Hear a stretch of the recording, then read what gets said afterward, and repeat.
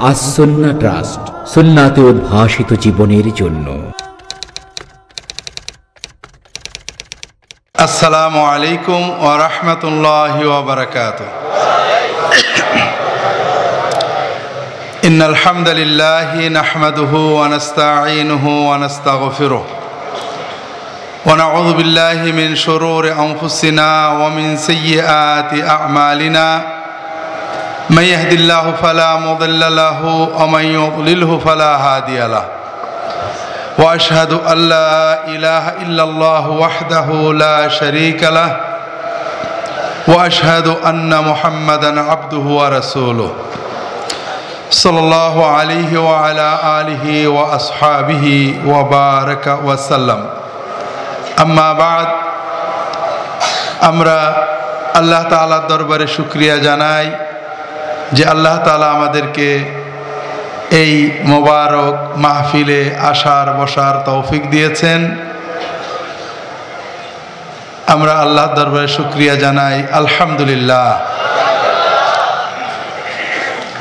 আসলে আমি অত খেয়ালও করিনি, আমাদের পীর সাহেব হুজুর বললেন 10টার দিকে চলে যান, হুজুর হয়তো ছেড়ে দেবেন, এই জন্যই আসছি। নইলে হুজুর আরও কিছুক্ষণ বললে আমাদের মুফতি সাহেব হুজুর আরও ভালো হতো।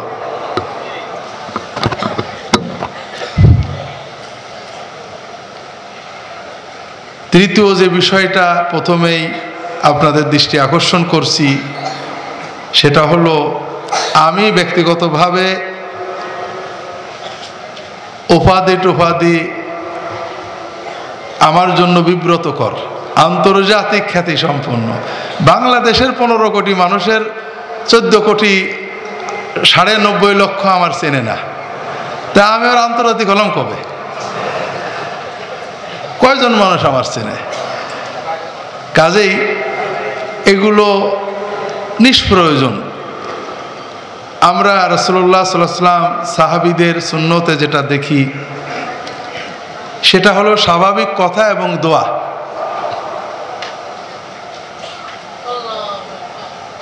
জাআলানিল্লাহু ফিদাক ফিদাকা আবি ওয়া উম্মি রাহিমাকাল্লাহ রাদিয়া আনকা, বিভিন্ন দোয়া, মনের ভালোবাসা দোয়া। এছাড়া এই সমস্ত উপাধি আলকাব যেগুলো আমাদের জাগতিক, চাকরি করি বিশ্ববিদ্যালয়ে, ঠিক আছে প্রফেসর, জুমার নামাজ পড়াই, ঠিক আছে খতিব, মাদ্রাসার মুহাদ্দিস মুফতি, ঠিক আছে, এগুলো জাগতিক পরিচয়। আর এর পরে বেশি না বাড়ানোই ভালো। আমাকে যদি কেউ জিন্দাবাদ দেয় আরও ভয় লাগে। সবাই যদি জিন্দাবাদ দেয়, আমার কি জিন্দা কিছু বাড়বে নাকি? যে মুর্দা হওয়াই লাগবে নাকি বলেন? তো খালি খেলে মুখ নষ্ট করে কি লাভ? তো এই জন্য আমাদের আবেগকে নিয়ন্ত্রণ করতে হবে সুন্নাতের লাগাম দিয়ে। কিসের লাগাম দিয়ে? আমাদের সব কিছুই রাসূলুল্লাহ সাল্লাল্লাহু আলাইহি ওয়াসাল্লাম এবং সাহাবীদের আচরণের ভিতরে নিয়ে যাওয়া দরকার। বিশেষ করে যেটা দ্বীন, ইবাদত, এই সব কিছুই তাদের আঙ্গিকে করা দরকার। আল্লাহ তাআলা তৌফিক দান করুন, আমিন। তৃতীয় যে বিষয়টা, আমাদের মুফতি সাহেব হুজুর তাড়াতাড়ি বলে চলে গেছেন, নামাজের ভিতরে কানছে। আমাদের সমাজের, আমাদের এবং আলেম ওলামাদের অজ্ঞতা এমন এক জায়গায় পৌঁছিয়েছে, আমরা অনেক ভালো জিনিসকেও খারাপ মনে করি। যেমন অনেক সময় মাযহাবের দোহাই উদি, যেমন নামাজের ভিতরে কান্না।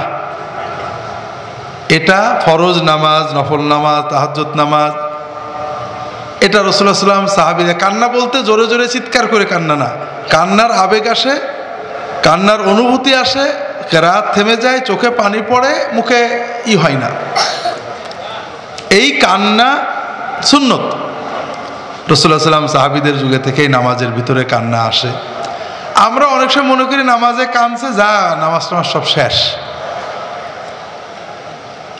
আমি হুজুর যেমন বললেন, কয়েক বছর আগে হজে ইশার নামাজ হারামে মক্কা শরীফ মদিনা শরীফে হজ মৌসুমে ইমামরা সংক্ষেপ কেরাত পড়ার চেষ্টা করেন, আর ইশার নামাজে তো আরো সংক্ষেপ কেরাত, মোটামুটি অল্প কেরাত। ইমাম সাহেব কেরাত পড়ছেন, কাফেরদের অবস্থা।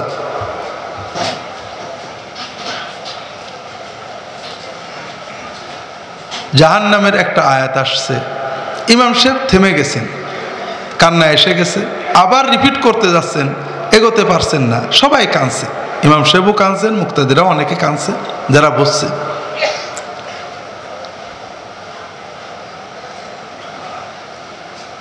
আয়াতটা সম্ভবত ইন্নাল্লাযীনা কাযযাবু বিআয়াতিনা ওয়াস্তাকবারু আনহা লা তুফাত্তাহু আনহুম আবওয়াবুস সামা ওয়া লা ইয়াদখুলুনাল জান্নাতা হাত্তা ইয়ালিলাল জামালু ফি সাম্মিল খিয়াত।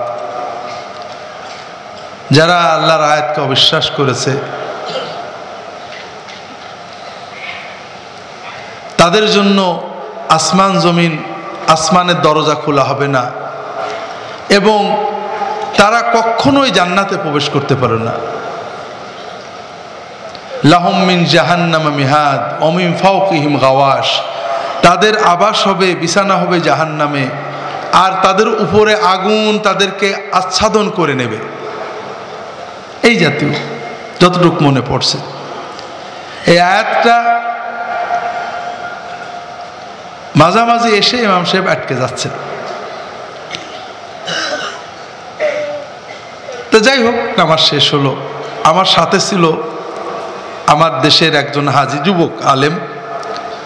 বললাম যে দেখো, জিকির করতে যে কেঁদে বেহুশ হয় দেখেছো, সামা কাওয়ালি শুনে কানতে কানতে মারা গেছেন। বলা হয় নিজামুদ্দিন আউলিয়া, তাকে বলা হয় কাতিলুল ইশক। সামা কাওয়ালি শুনতে শুনতে বেহুশ হয়ে মারা যান রাহিমাহুমুল্লাহ। অনেক কিছু শুনেছো, দেখেছো, দোয়া করতে কান্দে, জিকির করতে কান্দে, লাফায় অস্থির হয়ে যায়, বেহাল হয়, কিন্তু নামাজে কান্দে। এটা শুধু বুখারী, মুসলিম, আবু দাউদ, তিরমিজি, মেশকাত হাদিসে পড়েছো, চোখে তো দেখোনি, একটু দেখো ভাইরা। আসলে আমি আমার আজকের বিষয় এটা না, হুজুর শেষ করতে পারলেন না, তাই আপনাদের ব্যাখ্যা করছি। আসলে আপনারা এখানে আসছেন, হৃদয়কে যদি উজ্জীবিত না করেন তাহলে আপনারা ঠকবেন। হৃদয়কে কি করে উজ্জীবিত করবেন? ছোট ছোট উদাহরণ দিই। আল্লাহ তাআলা নামাজ দিয়েছেন, আল্লাহ নামাজ দিয়েছেন আপনাকে আপনার হৃদয়কে উজ্জীবিত করতে, হৃদয়কে আল্লাহর জিকিরে ভরতে। আপনি নামাজ পড়েন, কিচ্ছু হচ্ছে না, আলহামদুলিল্লাহ ফরজ আদায় হচ্ছে, কিন্তু আপনি কিছু পাচ্ছেন না, কষ্ট করছেন। কেন? নামাজে আকিমেস সলাত লিযিকরি, আল্লাহর জিকিরটা আপনার কলবে খুব কম, আপনি কিছু বুঝছেন না। কিন্তু যদি আপনি বুঝে নামাজটা পড়তেন, বিশ্বাস করেন ভাই, এই সব ভুয়া হয়ে যেত। আপনার হৃদয়ে আলাদা জগৎ খুলে যেত, যেখানে কোনো দুশ্চিন্তা ঢুকতে পারে না, কোনো টেনশন ঢুকতে পারে না। সেজদায় গেলে দুনিয়া ভুল হয়ে যায়, মনে হয় যেন যে দুনিয়ার, আমি আমার জন্য বলছি না, যারা পারে তারা মনে হয় যেন সেজদা থেকে আর না উঠি।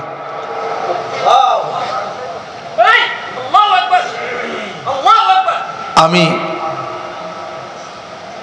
ছোট্ট ছোট্ট কয়েকটা উদাহরণ দিই। আপনারা তারাবির নামাজ নিয়ে ঝগড়া করেন, 8 টাকাত না 20 টাকাত, দুর্ভাগ্যজনক ঝগড়া। আমি আগামীকাল অথবা যদি সময় থাকে আপনাদের গতকাল বলছি একটা মজার কথা বলবো। সেই কথাটা কি বলছিলাম? যে বাংলাদেশের উলামায়ে কেরাম অনেক ইখতিলাফ আছে, কিন্তু এক ব্যাপারে সবাই একমত, যে বাংলাদেশের 15 কোটি মুসলমান সবাই দোজখে যাবে, ঠিক না? এই ব্যাপারে তো আলেমরা একমত। আহলে হাদিস বলছে হানাফিরা দোজখে, হানাফি বলছে আহলে হাদিস যাবে, সুন্নি বলছে ওয়াহাবি দোজখে যাবে, ওয়াহাবি বলছে সুন্নি দোজখে যাবে। তাহলে টোটালি সারা বাংলাদেশের মানুষ সবাই দোজখে যাবে, ঠিক না? এই ব্যাপারে আলেমদের একমত আছে। এটা আজকে যদি পারি, নাহলে ইনশাআল্লাহ আল্লাহ বাজে কালকে অবশ্যই বলবো, এটা খুব জরুরি বিষয়। আমরা দুর্ভাগ্যজনকভাবে এই সমস্ত ছোট্ট ছোট্ট মুস্তাহাব বিষয় নিয়ে ঝগড়াঝাটি করি, কালকে হয়তো বলবো ইনশাআল্লাহ। শুধু রাকাত গুনি। আমাকে একজন প্রশ্ন করছে, তারাবি কয় রাকাত? 8 রাকাত না 20 রাকাত? বলে তারাবি 8ও নয় 20ও নয়, 4 ঘন্টা। কথা বোঝেননি? রাসূলুল্লাহ সাল্লাল্লাহু আলাইহি ওয়াসাল্লাম 4 ঘন্টার কম তারাবি পড়েছেন, এটা পাওয়া যায় না। 8 আর 20 দিয়ে কি করবেন? তো যাই হোক, যেটা বলছিলাম, সৌদি আরবে হারামাইন শরীফাইনে, মক্কার মসজিদে হারামে, মদিনার মসজিদে নববীতে 20 রাকাত তারাবি হয়। বাকি সারা দেশের অধিকাংশ মসজিদে 8 রাকাত তারাবি হয়। রিয়াদের প্রায় সব মসজিদে 8 রাকাত তারাবি হয়। একটা দুটো মসজিদে 20 রাকাত হয়। তার ভিতরে একটা হলো রিয়াদ শহরের উম্মুল হামাম বলে, সেখানে জামেউল মালিক খালেদ, কিং খালেদ মস্ক, বিশাল মসজিদ। এই মসজিদের যিনি ইমাম, তিনি 20 রাকাত তারাবি পড়েন। শুধু তাই নয়, তিনি আমরা যে কেরাত পড়ি, যারা তালবে ইলমরা জানে, কেরাত হাফসিনান আসেম, তিনি কেরাত অর্শের কারি, তিনি মাঝে মাঝে ওই কেরাতও পড়তেন। 3 নম্বর, তিনি খুব ধীরে কেরাত পড়তেন। 4 নম্বর, তিনি লম্বা রুকু সাজদা করতেন, যে কারণে তার 20 রাকাত তারাবি প্রায় 1.5 ঘন্টা লেগে যেত। কথা বুঝতে পেরেছেন? শুনেই তো পা ব্যথা করছে, ঠিক না? যে আর ওই মুখই হব না, এরকম ইমামে, ঠিক না? ওনার মসজিদটা রিয়াদে, রিয়াদ থেকে 100 কিলো 100 কিলো দূরে হলো আল খারজ দিলাম শহর।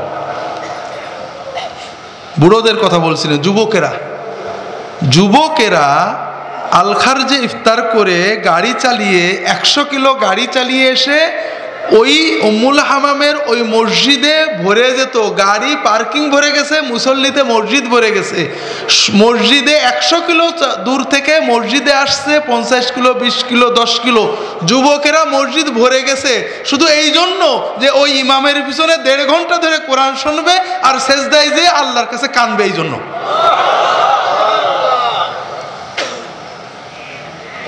আলা বিযিক্রিল্লাহি তাতমাইন্নুল কুলুব। আমরা সবাই বলি আর ছোট ছোট জিকির করি, শ্রেষ্ঠ জিকির যে সালাহ, এটা জিকির বানাতে পারছি না। আপনারা বলবেন ওরা কোরআন বোঝে, কোরআন না বুঝলেও মজা আছে, আর আপনি কেন বুঝবেন না? কোরআন একটা জীবন্ত মিরাকল, অলৌকিকত্ব, মুআজিজা। আপনারা জানেন আমাদের দেশে এই গতবারে প্রোগ্রাম করলো ওরা, 9 বছরের মেয়ে, ছেলে না, চেয়ারের পর বসাই দিলে কেউ দেখতে পারে না, টেবিলের পর বসাইছে। 9 বছরের মেয়ে টেবিলের উপর বসেছে, কোরআনের শুরু থেকে শেষ পর্যন্ত টনটনে মুখস্থ। 8 বছর 9 বছর 10 বছরের ছেলে বাংলা বলতে গেলে এখনো র হয় না, ল হয়, কিন্তু যখন কোরআন তেলাওয়াত করে মনে হয় যে হারামের ইমাম সুদাইস তেলাওয়াত করছে। শুরু থেকে শেষ 30 পারার 650 পৃষ্ঠার বইটা তার টনটনে মুখস্থ। আমরা বাংলাদেশের মানুষ, বাংলাদেশের কবি বাংলার কবি রবীন্দ্রনাথ ঠাকুর নোবেল প্রাইজ পেয়েছেন 100 বছর আগে, গীতাঞ্জলি কবিতা লিখে, কাব্যগ্রন্থে, খুব সুন্দর কাব্যগ্রন্থ, পড়লেই মন চায়। আমাদের দেশের যারা রবীন্দ্র ভক্ত, সাহিত্যিক, কবি, এমন কি কেউ আছে গীতাঞ্জলির মতো ছোট্ট কাব্যগ্রন্থ প্রথম থেকে শেষ পর্যন্ত মুখস্থ আছে? একটু বলেন, আছে নাকি? নিজের মায়ের ভাষার, মাতৃভাষার সবচেয়ে মজাদার কাব্যগ্রন্থ, ছোট্ট একটু গ্রন্থ, প্রথম থেকে শেষ পর্যন্ত টনটনে মুখস্থ আছে, এমন একজন পাওয়া যাবে নাকি? না। আর নিজের মাতৃভাষা না, সম্পূর্ণ অজ্ঞাত ভাষা, যার কিছু বুঝলাম না, 650 পৃষ্ঠার বিশাল গ্রন্থ, 600 পৃষ্ঠার বিশাল গ্রন্থ, সেই গ্রন্থটা প্রথম থেকে শেষ পর্যন্ত এক চেয়ারে বসে, এক জায়গায় বসে প্রথম থেকে শেষ পর্যন্ত পড়ে যাবে, 1 ফুট ভুল হবে না। এরকম কি 1-2 জন আছে না লক্ষ লক্ষ আছে? ছোট্ট 8-10 বছরের বাচ্চা। একজন বলছে যে নাস্তিকরা বলে কোরআনের মতো কোরআন বানানো যায়, তাহলে কোনো ঝগড়ার দরকার নেই। আগে দর্শনধারী, পরে গুণ বিচারী, ঠিক না? তুমি এটা লিখে দাও, তুমি যে ভাষায় চাও কোরআন ওটা বই লিখে দাও, এবং সেই বইটা ওই ভাষা জানে না একজনকে দাও, সে প্রথম থেকে শেষ পর্যন্ত মুখস্থ করে বলে দিক, তাহলে আমরা দর্শনে বুঝলাম যে এটা মেলে, এরপরে গুণ বিচার করব। পারবে? বাংলা, ইংরেজি, আরবি, উর্দু, ফার্সিতে একটা বই লিখে দেবে, এবং সেই বইটা 600 পৃষ্ঠার বই প্রথম থেকে শেষ পর্যন্ত মুখস্থ করবে একজনে। পারবে?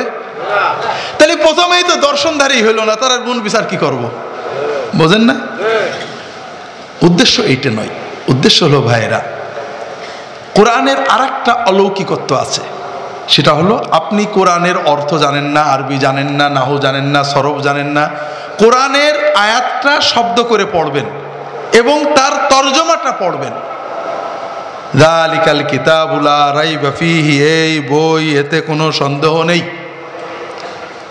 ওয়াল আসরি ইন্নাল ইনসানা লাফী খুসর, সময়ের কসম, নিশ্চয় মানুষ ধ্বংসের ভিতরে, ক্ষতির ভিতরে রয়েছে। আপনি অর্থসহ কোরআন কারীম একবার দুইবার খতম করবেন শুধু, আপনি দেখবেন কোরআন আপনি অর্থ জানেন না, আপনি আরবি শব্দের অর্থ জানেন না, কিন্তু ইমাম যখন কোরআন পড়ছে আপনি বুঝে ফেলছেন যে কোন সূরা পড়ছে, কোন আয়াত পড়ছে, কি বলছে।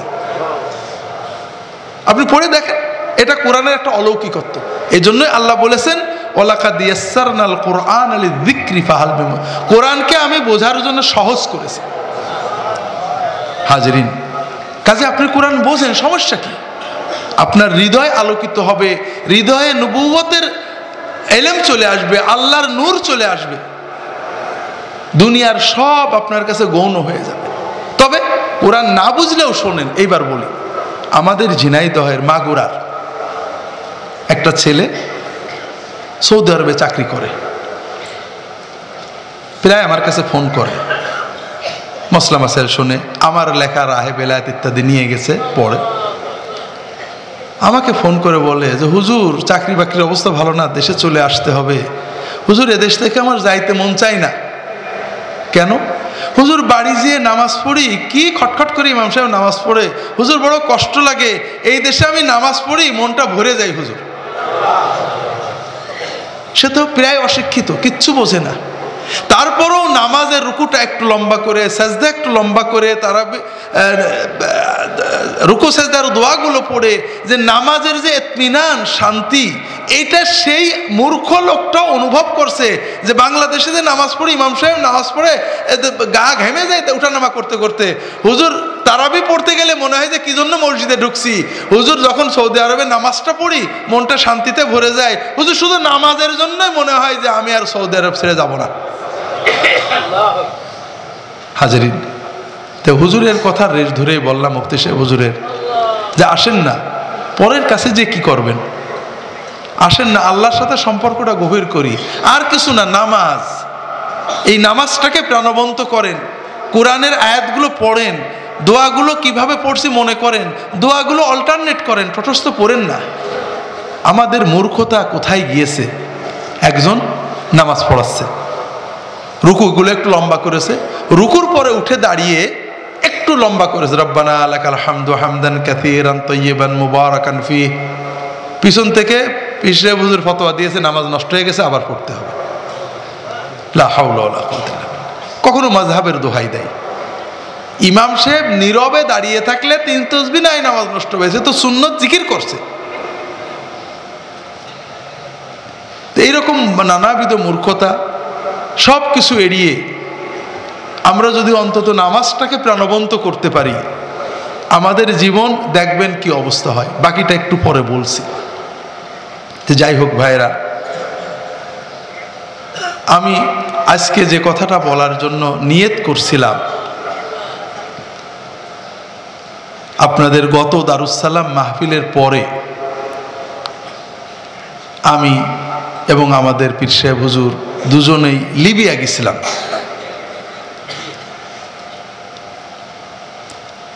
আজকে ওয়াজ তেমন বেশি করা যাবে না, কারণ আমি ছিলাম না, শুনছি পীর সাহেব হুজুর খুবই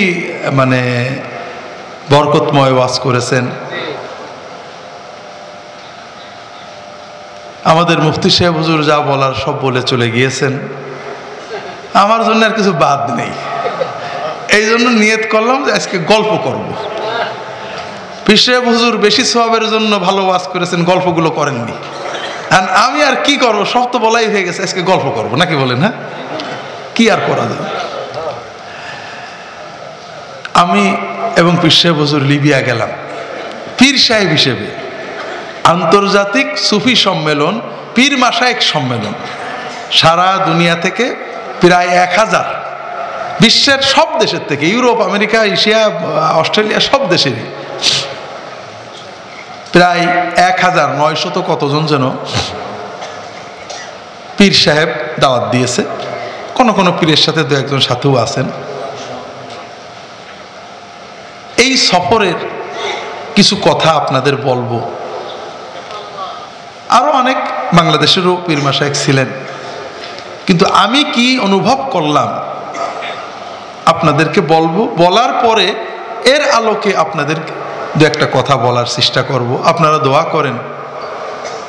আসলে তো ভাই আমরা দুনিয়ায় যে খাটছি, আমি মনে করেন রাত দিন খাটি, চাকরি বাকরি করি, টাকা পয়সা কামাই করি। মনে করেন আমাদের বেতনই প্রায় 50,000 টাকা। এই 50,000 টাকার আমার পেটে যায় কত? 45,000, ঠিক না?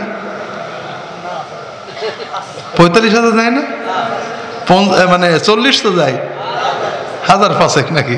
তাও না, তাও যায় না। এটা আমার ক্ষেত্রে যেমন সত্য, আপনাদের ক্ষেত্রে সত্য না? প্রত্যেকের জন্য। তাহলে আমরা এই যে খাটছি সকাল থেকে সন্ধ্যা, সন্ধ্যা থেকে সকাল, কিসের জন্য? নিজের জন্য না পরের জন্য? পরের জন্য। এগুলো আখেরাতে কি কাজে লাগবে আল্লাহই জানে। অনেক হালখাতা আমরা করলাম, কিন্তু নিজের জীবনের হালখাতা করা হলো না, ঠিক না ভাই? এই যে 31শে ডিসেম্বর ব্যাংক ক্লোজিং হবে, জুনে ক্লোজিং হবে, হিসাব হবে, হালখাতা হবে, ঠিক না ভাই? কিন্তু আমার জীবনের হালখাতা কই? হাজারিন, ছোটবেলায় আমরা কবিতা পড়ছিলাম, 16 আনাই ফাঁকি, পড়েন না আপনারা? হ্যাঁ, এখন আর নেই ভাই, বড় অদ্ভুত লাগে। বৈজ্ঞানিক শিক্ষা চাই, বৈজ্ঞানিক শিক্ষার নামে হাট্টিমাটিম টিম তারা মাঠে পাড়ে দিই। আমরা নীতি নৈতিকতায় অবক্ষয়ে গেছি, তারপরেও কিছু মডেল আমরা রাখতে পারতাম, কিছু ভালো কথা, ভালো কবিতা, ভালো। তো যাই হোক, যেটা বলছিলাম, সম্ভবত কবিতাটা সুকুমার রায়ের লেখা, আমার পুরো মনে নেই। এই কবিতাতে কলকাতার বাবু নৌকায় উঠেছে, খেয়া নৌকা পার হয়ে ওপারে যাবে। তো নৌকায় উঠে মাঝিকে জিজ্ঞেস করছে, এই মাঝি, এই যে সূর্য ওঠে, চন্দ্র ওঠে, পৃথিবীর চারিদিকে ঘোরে, রাত দিন ছোট বড় হয়, এগুলো কেন? হুজুর আমি তো কিছু জানি না। তুই সারাদিন নৌকা বয়ে গেলি, কিছুই শিখলি না, তোর জীবন তো চায়রা নাই মাটি। আচ্ছা বলতো আহ্নিক গতি কেউ আসে? আমার সব মনে নেই, কথা হলো এই। আচ্ছা বলতো জোয়ার ভাটা কেন আসে? বললো হুজুর আমি জানি না। তো উনি বলছেন, জীবন তোর 8 আনাই মাটি, 12 আনাই মাটি, 12 আনাই তোর জীবন ফাঁকি। এই বলতে বলতে মাঝ নদীতে নৌকা চলে গেছে, এখন ঝড় আসছে। এখন বাবু এখন আহ্নিক গতি বার্ষিক গতি ভুলে গেছে, এখন মাঝি মাঝি সামাল সামাল, কি হবে? কেউ খুব চিল্লাচ্ছে। তো মাঝি বলছে, বাবু ওরকম চিল্লান কে? এরকম ঝড় তো দৈনিক হয়। বলে যদি নৌকা ডুবে যায়, ডুবে গেলে সাঁতারে বাড়ি চলে যাবো। বলে আমি তো সাঁতার জানি না। বাবু বাবু এবার কেন কাবু? বাঁচলে পরে আমার কথা হিসেব করো পিছে, এখন দেখি জীবন তোমার 16 আনাই মিছে। বাবু আহ্নিক গতি, বার্ষিক গতি, চন্দ্রগ্রহণ, সূর্যগ্রহণ, কত কিছু শিখেছো, কিন্তু সাঁতারটা শেখোনি। হাজারিন, তো কত কিছু করলাম, হালখাতা করলাম, হিসাব করলাম, রাজনীতি করলাম, সমাজনীতি করলাম, জননীতি করলাম, কিন্তু জীবনের হালখাতাটা করলাম না, ঠিক না ভাই? যদি জীবনের হালখাতাটা করতাম তাহলে সবই ক্রেডিট হয়ে যেত। তো যাই হোক, এটা আমার উদ্দেশ্য নয়। পারলে সবাই, আল্লাহ কোরআনে বলেছেন, ইয়া আইয়ুহাল্লাযীনা আমানুত্তাকুল্লাহ ওয়াল তানজুর নাফসুম মা কাদ্দামাত লিগাদ। তুমি আগামীকালের জন্য কি জমা করছো ওটা একটু ভেবে ভেবে দেখো, কি করলাম। রাত্রে দেখেন, যদি ভালো হয় শুকর করেন, খারাপ হয় তওবা করেন। পারলে একটু নিজের হিসেবটা করি, যেন 16 আনায় মিশে না হয়। যেটা বলছিলাম ভাইরা, আমরা আল্লাহর কাছে দোয়া করি, জীবন তো বেকারই চলে গেল, অন্তত যে কয় মিনিট, যে কয় ঘন্টা আমরা কথাবার্তা বলবো, শুনবো, যে কথাগুলো আমাদের অ্যাকাউন্টে জমা হতে পারে, যে কথাগুলো কিয়ামতের কঠিন দিনে আমাদের কাজে লাগবে, এই ধরনের কিছু কথা বলার, শোনার তৌফিক আল্লাহ তাআলা আমাদের দান করুন, আমিন। তো ভাইরা, লিবিয়া গেলাম। লিবিয়া যেতে অনেক অভিজ্ঞতা, আসল অভিজ্ঞতাটা শেষে বলি। আমরা আরব আমিরাতে দুবাই ইন্টারন্যাশনাল এয়ারপোর্টে নামলাম। দুবাই ইন্টারন্যাশনাল এয়ারপোর্ট খুব বড় এয়ারপোর্ট, সার্ভিস ভালো। হোটেলে আমাদের রাখা হলো, আমাদের একদিন থাকতে হবে। পরের দিন আরেকটা ফ্লাইটে আমরা ত্রিপলি যাব। দুবাই এয়ারপোর্ট বিশাল এয়ারপোর্ট, হোটেল বিরাট হোটেল, কিন্তু ছোট্ট একটা তুলনা খেয়াল করেন। দুবাই এয়ারলাইন্সে, আমিরেটসে, কাতারে মদ সার্ভ করা হয় প্রকাশ্যে। হোটেলগুলোতে মদ, শুয়োরের গোশত চলে, কোনো বাধা নেই। মুসলমান, শতভাগ মুসলমানের দেশ। রাসূলুল্লাহ সাল্লাল্লাহু আলাইহি ওয়াসাল্লাম বলেছেন, আনতারাল হাফাত আল ওরাতা রিয়া আল গানাম ইয়াতাতাওয়ালুনা ফিল বুনিয়ান। কিয়ামতের আগে পা খোলা আদন্যাংটো বেদুইন, রাখাল, ওরা বিশাল বিশাল বাড়ি করবে। শুনেননি? হাদিস আছে না? শতভাগ মুসলমানের দেশ, কিন্তু বোঝা যায় না এদেশে মুসলমান বাস করে কি করে না। বড় জোর মসজিদ আছে, আজান আছে, এইটুকু। এর বিপরীতে দেখেন, কুয়ালালামপুর যান, মালয়েশিয়া যান। মালয়েশিয়া যখন স্বাধীন হয়, প্রায় 50 জন, শতকরা অর্ধেক, 50% অমুসলমান। সিঙ্গাপুর ধরলে 50 অমুসলমান হয়ে যায়। সিঙ্গাপুরকে কৌশলে বাদ দিলে এই 45-65, 45-55 মুসলমান 55%, আর অমুসলমান চাইনিজ এবং ইন্ডিয়ান এরা প্রায় 45%। অর্থনীতি পুরোটা চাইনিজদের নিয়ন্ত্রণে। সেই স্বাধীনতার পরে তারা দেশটাকে এমনভাবে এগিয়ে নিয়ে গিয়েছেন, ধর্মীয় সম্প্রীতি রয়েছে, কোনো রকমের উগ্রতা নেই, ইসলামী আইন রয়েছে, শিক্ষা ব্যবস্থা ইসলামীকরণ করেছে, এবং সেখানে কেউ প্রকাশ্যে কোনো মালয় মদ খেতে পারে না, কোনো হোটেলে মদ সার্ভ করতে পারে না কোনো মালয়ের জন্য। সঙ্গে সঙ্গে পুলিশে ধরবে, শরিয়া কোর্টে নিয়ে মেদ মারবে। এইসব মৌলবাদী কাজকাম করে ওরা অর্থনীতিতে পিছিয়ে গেছে, ঠিক না ভাই? হ্যাঁ, মুসলমান দেশগুলোর ভিতরে সবচেয়ে শিল্পোন্নত মালয়েশিয়া। মালয়েশিয়া গাড়ি বানায় এখন জাপানের সাথে পাল্লা দিচ্ছে। আমরা বাংলাদেশের মানুষ, এই খবরদার ইন্ডিয়ান গাড়ি কিনবি না, জাপানি কিনবে। ইন্ডিয়ানরা কাফের আর জাপানিরা মুসলমান, ঠিক না? আমরা বানাবো এই চিন্তা আমাদের নেই আপাতত। আর মালয়েশিয়ানরা তারা গাড়ি বানায় আন্তর্জাতিক বাজারে জাপানের সাথে পাল্লা দিচ্ছে।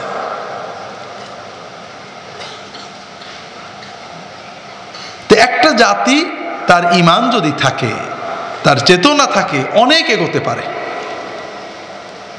কিন্তু দুর্ভাগ্য,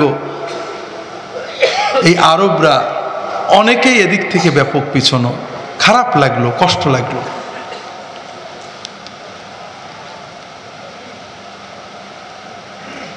এখান থেকে গেলাম ত্রিপলি।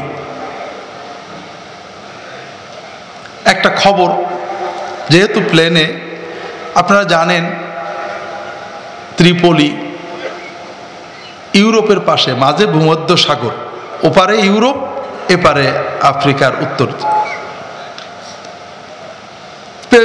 পেপারে ইংরেজি, ফ্রেঞ্চ বিভিন্ন, এই প্লেনের ভিতরে ইংরেজি, ফ্রেঞ্চ বিভিন্ন পত্রিকা রয়েছে। আসা যাওয়া ওই সময়ে একটা পত্রিকার খবর আপনাদের বলছি কি না, আমি তো আর দারুসালামে এরপরে আসিনি, এটা তো বেশ গত ফেব্রুয়ারিতে, তাকসি মাহফিলের আগে। খবর হলো যে শুধুমাত্র ইংল্যান্ডে গত 30 বছরে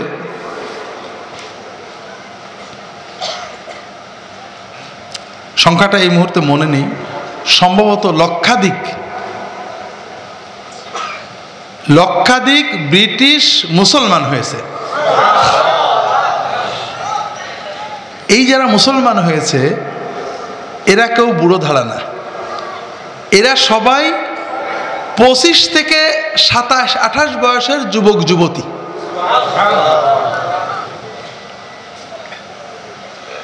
কেন তারা মুসলমান হয়েছে? কেন?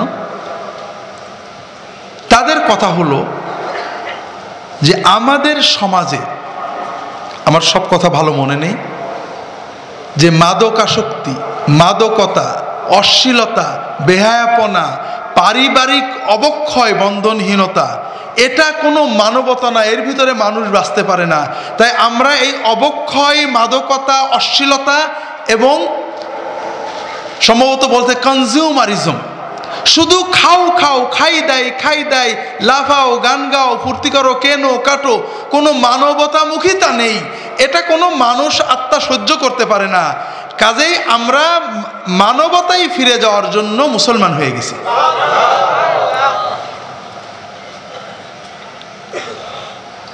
যে অবক্ষয় ইউরোপের, আমেরিকার যুবকদেরকে, যুবতীদেরকে তাড়িয়ে নিয়ে বেড়াচ্ছে, যে না এতে শান্তি নেই, কোথায় শান্তি পাবো, আজকে আমাদের দেশের যুবক যুবতীদের ভিতরে সেই অবক্ষয়কে আমদানি রপ্তানির জন্য ব্যাপক প্রক্রিয়া চলছে, ঠিক না ভাই? হাজেরিন, আপনারা হয়তো বলবেন এর জন্য সরকার দায়ী, অমুক দায়ী, তমুক দায়ী। আসলে ভাই বিষয়টা এককভাবে আমরা সবাই দায়ী, কেউ একক দায়ী না। কারণ যারা পাপ, অশ্লীলতা, গান বাজনা, ব্যান্ড শো ইত্যাদির করছেন, অনেক সময় ভালো নামে করেন, সহিংসতার বিরুদ্ধে ব্যান্ড শো, মাদকতার বিরুদ্ধে ব্যান্ড শো, অথবা কি বলে ইফটিজিং এর বিরুদ্ধে ব্যান্ড শো, এসব আছে না নেই? কিন্তু এতে কি ওগুলো কোনো কাজ হয়? এখানে আয় আছে, টাকা, কোটি কোটি টাকা কামাই হয়। কাজেই টাকাগুলো যারা কামাই করেন তারা তো কিছু ব্যয় করবেনই, প্রচার, প্রোপাগান্ডা। তারা সরকারকে দেবেন, মন্ত্রীকে দেবেন, জনগণকে দেবেন, হুজুরকে দেবেন, মুফতিকে দেবেন, যে কোনোভাবে তাদের টাকা কামাই করতে হবে, ঠিক না? কিন্তু আমাদের কি করণীয়? শুধু পরের সমালোচনা করব না নিজেরাও কিছু করব? কাজেই আমি গতদিন যেহেতু এবারে কিছু বলছি, যুবকদের দায়িত্ব আছে, সচেতন হতে হবে।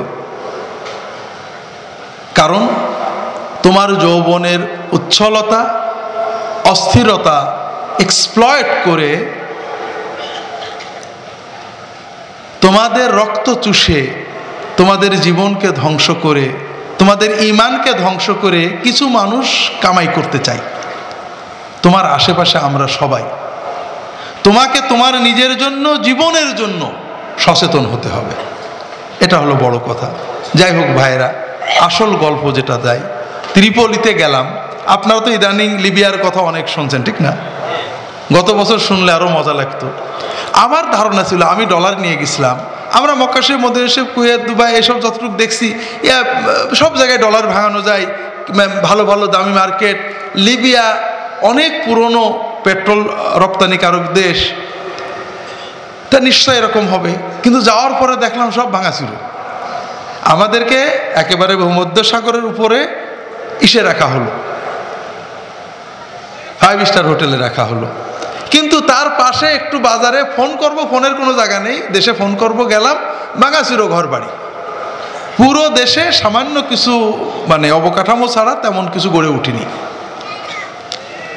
এক ট্যাক্সি ড্রাইভার, আমাদের মুআম্মার আল গাদ্দাফি, তিনি সমাজতন্ত্র দাবি করতেন, ইসলামও দাবি করতেন, নানাবিধ কথা বলতেন। এক ট্যাক্সি ড্রাইভার, বয়স প্রায় 40 হয়ে গেল। বিয়ে করেছো? না। কেন? বলে ভাই যা আয় করি আমার একার চলে, বিয়ে করলে একটা বাসা ভাড়া লাগবে, তার খরচ লাগবে, এই খরচ তো আমি আয় করতে পারিনি, এই জন্য বিয়ে করিনি। অর্থনৈতিকভাবে অনেক সমস্যা ছিল। যাই হোক, এখন আসি আমাদের মূল সম্মেলনে, সুফি সম্মেলন। সারা বিশ্বের সুফিয়ায়ে কেরাম আসছেন, বড় বড় পীর, নকশবন্দিয়া, মুজাদ্দিদিয়া, কাদেরিয়া, শাযলিয়া, জাজুলিয়া, বিভিন্ন তরিকার বড় বড় বড় বড় বড় বড় বড় বড় বড় বড় পীর। তো ভাইরা, অনেক কিছু দেখলাম, অনেক তরিকার জিকির দেখলাম, গজল দেখলাম, তালিম দেখলাম, ওজিফা দেখলাম, ওয়াজ আলোচনা হলো।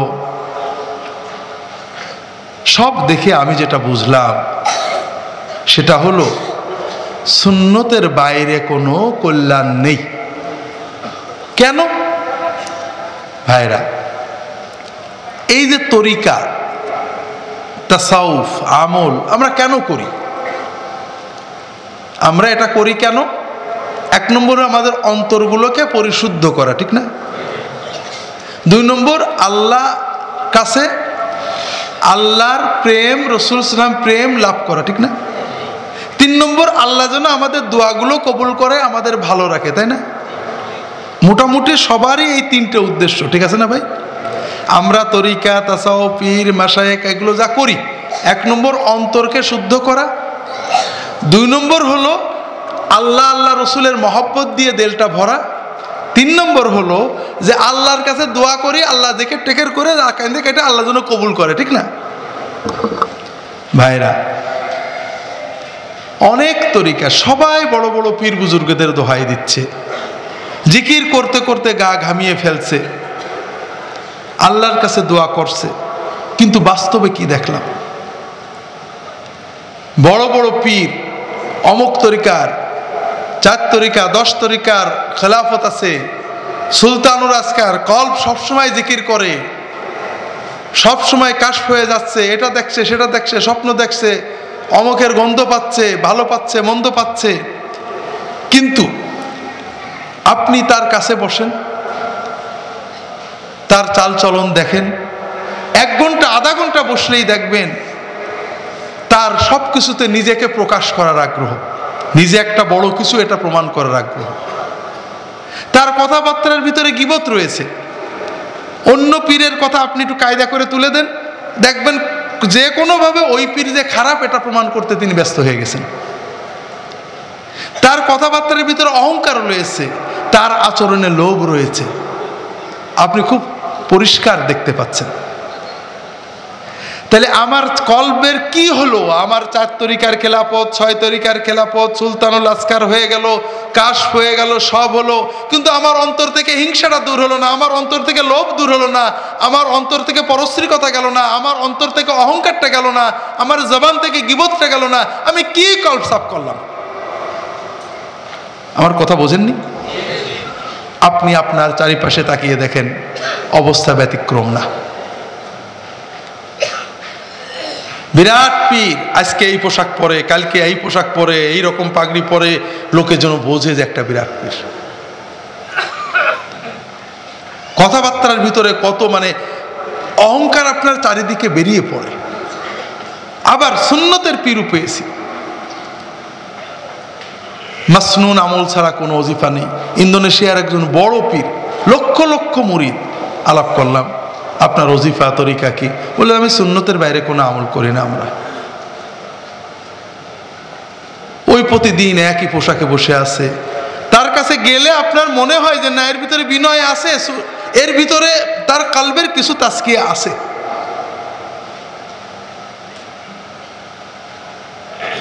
ভাইরা,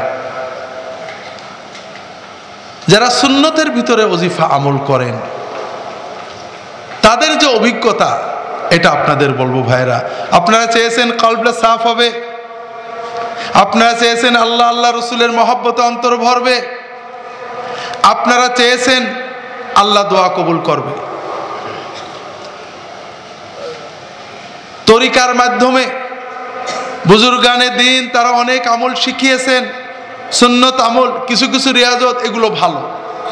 কিন্তু সুন্নতের ভিতরে থাকলে আপনাদের কি হবে ভাইরা? খুব সহজে বুঝুন। সুন্নত মতো জিকির করুন, দোয়া কবুল হওয়ার জন্য সাজদায় যে আল্লাহর কাছে দোয়া করতে শিখুন। আমি বলছি আপনাদের ভাইরা, বিশ্বাস করেন, ইয়াকিন দিয়ে বলছি, সিজদায় যে আল্লাহর কাছে দোয়া করতে শিখুন। আপনার জীবনে আর কোনো দোয়া লাগবে না, সব আপনার কাছে গৌণ হয়ে যাবে। আপনি একবার সিজদায় আল্লাহর কাছে দোয়া করতে শেখেন, তাহাজ্জুদের নামাজে, অন্য নামাজে আল্লাহর কাছে সিজদায় কথা বলতে শেখেন, দেখবেন আপনার কোনো দোয়া কবুল হতে আর বাকি নেই। আর কিচ্ছু লাগবে না, ঘন্টার পর ঘন্টা চিল্লানো লাগবে না, ওয়াজ মাহফিলে চিৎকার করা লাগবে না, ক্রন্দন করা লাগবে না। রাতের গভীরে গোপনে আল্লাহর কাছে সেজদায় দিয়ে চোখের পানি ফেলে দোয়া চাইতে শিখুন। জীবনে কোনো অভাব আপনার আর থাকবে না।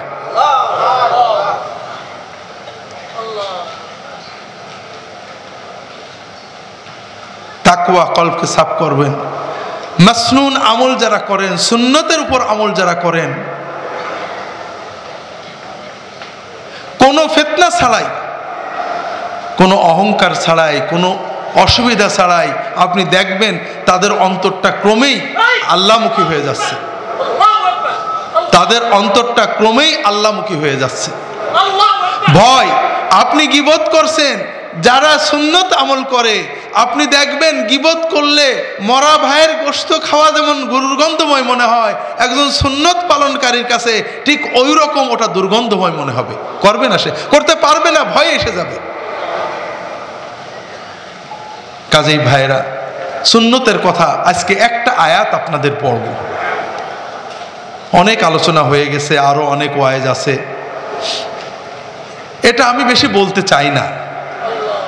তবে আপনারা এখানে যারা এসেছেন, ওলামায়ে কেরাম, তালেবে ইলম, এটা সাধারণ ওয়াজ মাহফিল না।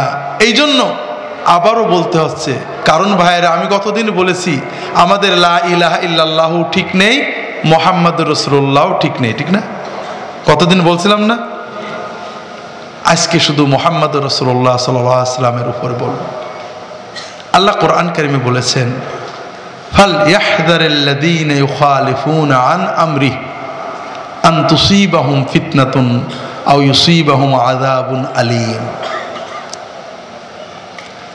যারা রাসূল সাল্লাল্লাহু আলাইহি ওয়াসাল্লামের আমর, কর্ম, আদেশ, কাজ, আমলের ব্যতিক্রম করে, খেলাপ করে, তারা সাবধান হোক, সতর্ক হোক, তাদের উপরে ফিতনা এসে যাবে অথবা যন্ত্রণাদায়ক শাস্তি এসে যাবে। তাহলে রাসূলুল্লাহ সাল্লাল্লাহু আলাইহি ওয়াসাল্লামের আদেশ অথবা আমল কর্মের ব্যতিক্রম চললে দুটো একটা আসবেই। কি কি কি কি ভাই? এক নম্বর ফিতনা। মাশাআল্লাহ, মাশাআল্লাহ, আপনারা মন দিয়ে শুনেছেন, মনে রেখেছেন। আর দুই নম্বর যন্ত্রণাদায়ক শাস্তি। এই দুটোর একটা আসবে। সেটা কি? আমি একটা উদাহরণ, তাবেঈন, তাবেঈনদের যুগের একটা উদাহরণ দিয়ে শুরু করব। এরপরে আল্লাহ তাআলা তৌফিক দিলে আমাদের বাস্তবতার আলোকে কিছু কথা বলব।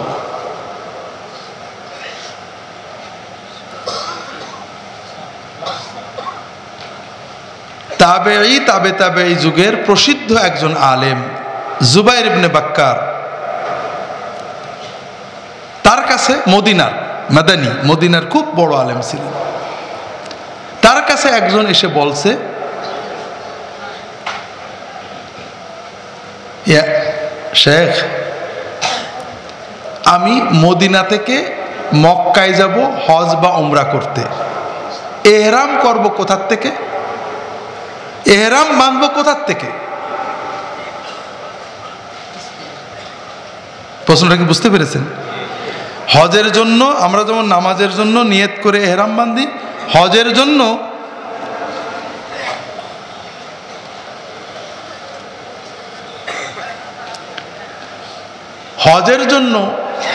এহরাম করতে হয়। অর্থাৎ সাধারণ কাপড় খুলে গোসল করে এহরামের একটা থান গায়ে দিয়ে একটা থান পরে সম্ভব হলে 2 রাকাত নামাজ পড়ে নিয়ত করে লাব্বাইকা বলতে বলতে রওনা দিতে হয়। বুঝতে পেরেছেন? রাসূলুল্লাহ সাল্লাল্লাহু আলাইহি ওয়াসাল্লাম মদিনার মসজিদে নববী থেকে 10 বা 12 কিলো দূরে যেয়ে জুল হুলাইফা নামক স্থানে ওখানে যেয়ে উনি এহরাম করেন। কথা কি বুঝতে পেরেছেন? মদিনার মসজিদে নববী থেকে জুল হুলাইফা মাত্র 10-12 কিলো। এই 10-12 কিলো দূরে যেয়ে তিনি এহরাম করেন। আমাদের উম্মতের সকল ফকিহ একমত, মিকাতের আগে এহরাম করা জায়েজ, কোনো দোষ নেই। আমরা যারা বাংলাদেশ থেকে হজে যাই, আমাদের মিকাত হলো তায়েফের কাছে আসাইল কারনুল মানাজিল, এটা একেবারেই মক্কা থেকে 100 কিলো। কিন্তু আমরা 5000 কিলো আগে ঢাকার থেকে এহরাম করে যায় অনেকে, ঠিক না ভাই? এটা জায়েজ না, জায়েজ না। তবে রাসূল সাল্লাল্লাহু আলাইহি ওয়াসাল্লাম সুন্নত হলো মিকাত থেকে এহরাম করা। জুবাইর ইবনে বাক্কারকে প্রশ্ন করছেন, হুজুর আমি মদিনা থেকে হজে বা উমরায় যাব, এহরাম করব কোথার থেকে? তখন তিনি বললেন, কেন? রাসূলুল্লাহ সাল্লাল্লাহু আলাইহি ওয়াসাল্লাম যেখান থেকে এহরাম করেছেন সেইখান থেকে, জুলহুলাইফা থেকে, মসজিদে নববী থেকে মাত্র 12-13 কিলো দূরে। ওই লোকটা বলছে যে না হুজুর, তা করব না। কেন?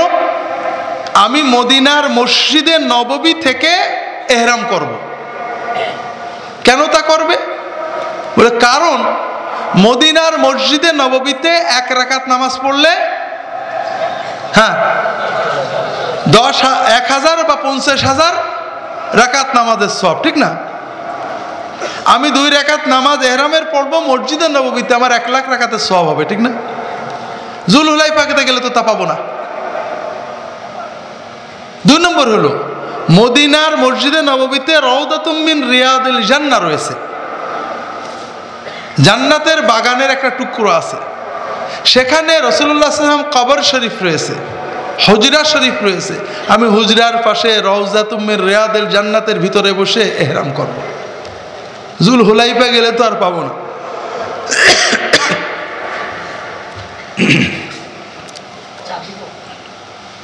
তা ভাইরা, এই যুক্তি 3টে কেমন লাগলো আপনাদের? জোরালো না? দলিল হিসেবে খুব শক্তিশালী না? ওই জুবাইর ইবনে মাক্কার বলছেন যে তুমি তা করো না, করলে বিপদ আছে। কেন? তখন তিনি এই আয়াতটা তিলাওয়াত করলেন যে দেখো আল্লাহ তাআলা বলেছেন নবীজির ব্যতিক্রম কাজ করলে হয় ফিতনা আসবে নইলে আযাব আসবে, তুমি হয় ফিতনায় পড়বে নইলে আযাবে পড়বে। হাজিরিন, আপনাদেরকে উদাহরণটা বললাম, একটু আমি বুঝতে পারছি এটা গল্প নয়, মজা লাগছে না, কিন্তু জীবনের জন্য, ইমানের জন্য, মুহাম্মদুর রাসূলুল্লাহ ইমান বাঁচিয়ে রাখার জন্য এটা খুবই দরকার।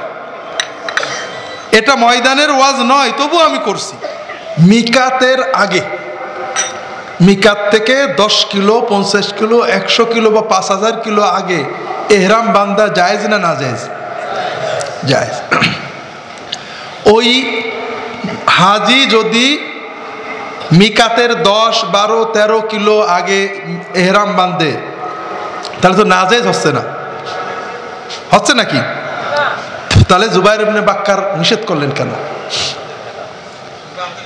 হ্যাঁ, খুব ভালো করে বুঝুন, খেলাফ কোন জায়গায়, ফিতনা একটু বুঝুন। একটা থেকে আমি অনেকগুলো বলবো, এটাতে মজা লাগছে না, মজা লাগা বিষয়ে বলবো, এইটাকে বুঝুন।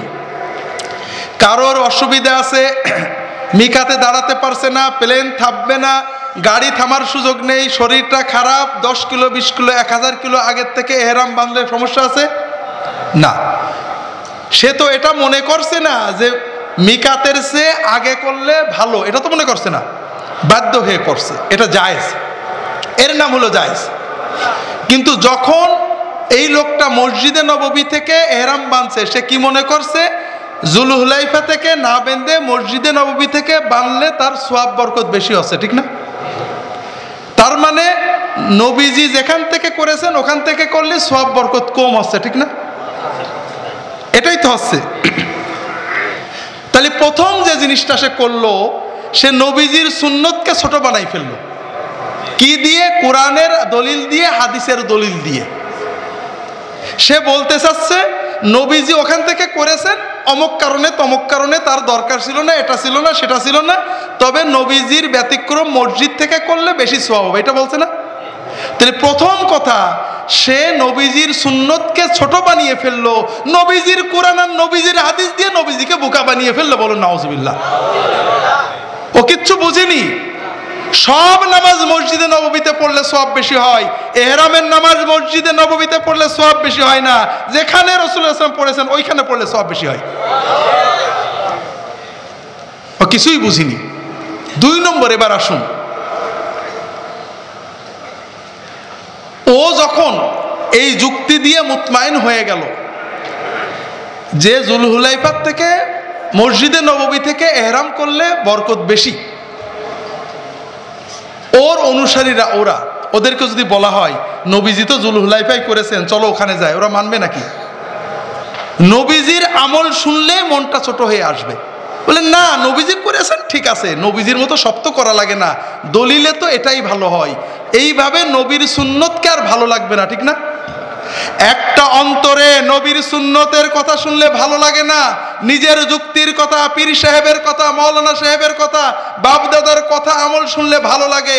আর যখনই বলা হয় নবীজি এরকম করে করেছেন, তখন ভালো লাগে না, একটু অস্বস্তি লাগে, মনে হয় যে নবীজি করেছেন করুক, আমি এইটাই করব।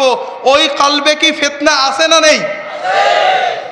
এর চেয়ে বড় ফিতনা আর হতে পারে না যে আপনার নবীর সুন্নত আপনার কাছে মজা লাগে না, আপনার পীর সাহেবের তরিকা মজা লাগে, হুজুরের তরিকা মজা লাগে, আকাবেরের বুজুর্গদের তরিকা মজা লাগে, আর রাসূল সাল্লাল্লাহু আলাইহি ওয়াসাল্লামের সুন্নত শুনলে আপনার অন্তরটা অস্বস্তি পায়। এর চেয়ে বড় ফিতনা আছে নাকি আর?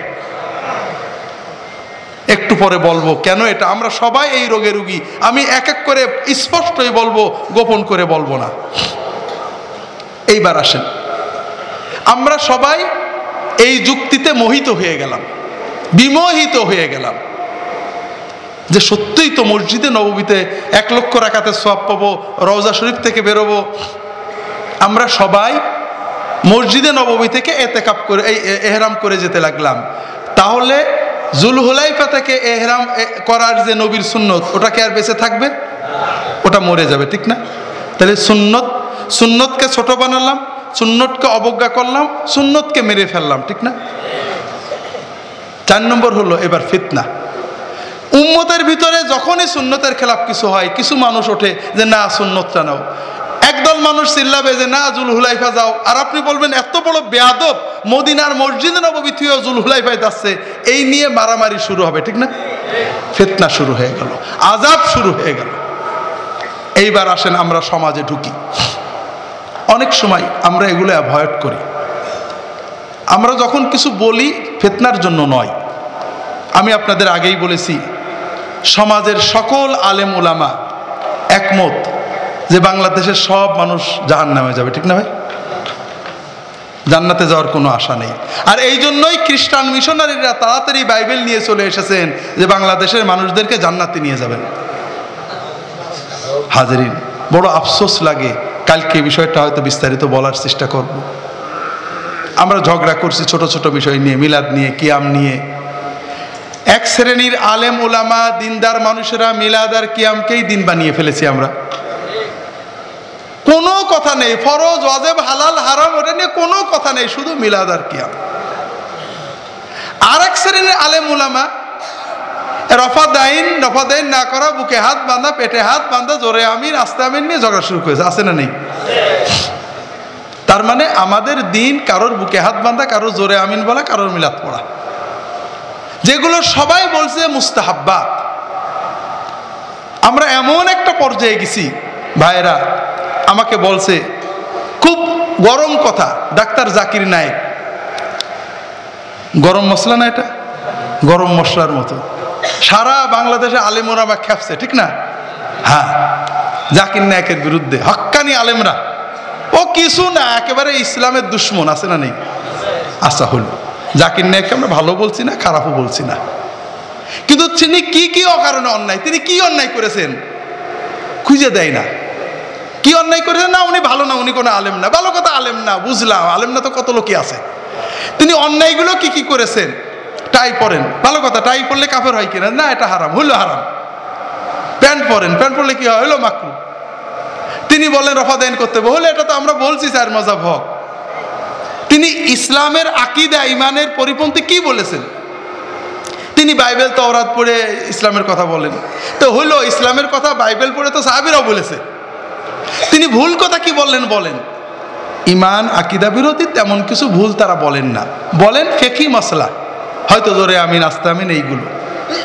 কিন্তু এই টিভিতে, এই বাংলাদেশের টিভি, ইন্ডিয়ার টিভি, পাকিস্তানের টিভি, বিভিন্ন টিভিতে সুস্পষ্ট কুফরি কথা বলা হচ্ছে, যে কওমি আলেমদেরকে বলা হচ্ছে, হক্কানি আলেমদেরকে বলা হচ্ছে যারা নবীজিকে নূরের তৈরি মানে না তারা কাফের, যারা নবীজিকে আলিমুল গায়ব মানে না তারা কাফের, যারা নবীজিকে হাজের নাজের মানে না কাফের। এই রকম কথা কবর ছবি দেখায় কবরে সেজদা করা দেখানো হচ্ছে, তাদের বিরুদ্ধে কিন্তু আলেমরা কিছুই বলছে না। আশ্চর্য কথা। জাকির নায়েক যদি খারাপ হয় তো এরা কারা? তো এটা কথা কই?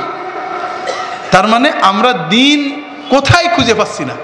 কারোর নাবিতে হাত বাঁধা দিন, কারোর বুকে হাত বাঁধা দিন, কারোর 8 টাকার তারাবি দিন, কারোর 20 টাকার তারাবি দিন, অথচ তারাবির নামাজটাই সুন্নত। ঈমান আকীদা শিরিক তাওহীদ কুফর ফরজ ওয়াজিব হালাল হারাম এগুলো আর আমাদের এখন দিন নেই। সেদিন ইসলামী সেদিন নাই, কত বছর নওগাঁর মাঠে, তা কথায় কথায় বললাম যে আমাদের দিন এখন এরকম, কারোর মিলাদ কিয়াম দিন, কারোর রফাদাইন দিন। ডক্টর গালিব খুব বড় আলেম ঝিনাইদহে আসলেন, 6-7 ঘন্টা ওয়াজ নসিহত হলো, আমি ছিলাম না, শুনছি। অনেক মসলা হয়েছে, রফাদাইনের মসলা, জোরে আমিনের মসলা, কুরবানি 7 ভাগ হবে নার মসলা, কিন্তু স্ত্রীর অধিকারের মসলা, স্বামীর অধিকারের মসলা, পিতামাতার হকের মসলা, শ্রমিকের মসলা একটাও আলোচনা হয়নি। এগুলো ফরজ আর এগুলো নফল মুস্তাহাব্বাত। তাই আমাকে বাহাউদ্দিন বলছে যে, একজন বলছে ওনার বইটা পড়লে তো মনে হয় আলে হাদিস, এখন তো ওয়াজ করলেন হানাফি, তাহলে যা হয় হবে। তো যেটা বলছিলাম ভাইরা, আমরা এখন যেটা বলবো আপনাদের অনুধাবনের জন্য, ঝগড়া করার জন্য না, কিন্তু বলতে হবে, অন্তরটা ক্লিয়ার করতে হবে। দুটো বিষয় যেটা আমাদের সবার ভিতরে রয়েছে, মিলাদ কিয়াম নিয়ে ঝগড়া আছে না নেই? আছে। আপনারা বলবেন যে আপনারা তো মিলাদ বিরোধী, ঝগড়া করছেন। না, ঝগড়া করছি না, কিছু কথা বলছি অন্তর থেকে ফিতনাটা দূর করতে। শুধু আমরা কখনো, আমার বই পড়েন, মিলাদের বিরুদ্ধে কিছু বলি না, মিলাদটাকে সুন্নত মতো করার জন্য উৎসাহ দিই। সমস্যাটা কি? মিলাদ তো অবশ্যই করতে হবে। আমাদের নবীর মিলাদ করবো না তো ঈসা নবীর মিলাদ করবো নাকি? কিন্তু সেই মিলাদটা কি সুন্নত মতো করতে হবে না আমাদের মন গড়া করতে হবে? সুন্নত মতো করতে হবে। সুন্নত মতো করলে আল্লাহ কবুল করবেন, এইটুকু শুধু। সুন্নতের বাইরে যারা করছেন, যারা মসজিদে নববীতে এহরাম করে আছেন, তাদের সাথেও আপত্তি নেই। তবে আপনারা যারা একটু চিন্তা করেন, সুন্নত মতো করেন, আমাদের সবটা বেশি হবে, এইটা শুধু আশা। কথা বুঝতে পেরেছেন? কাজে এটার জন্য আমাদের ঝগড়ায় পরিণত না হয়।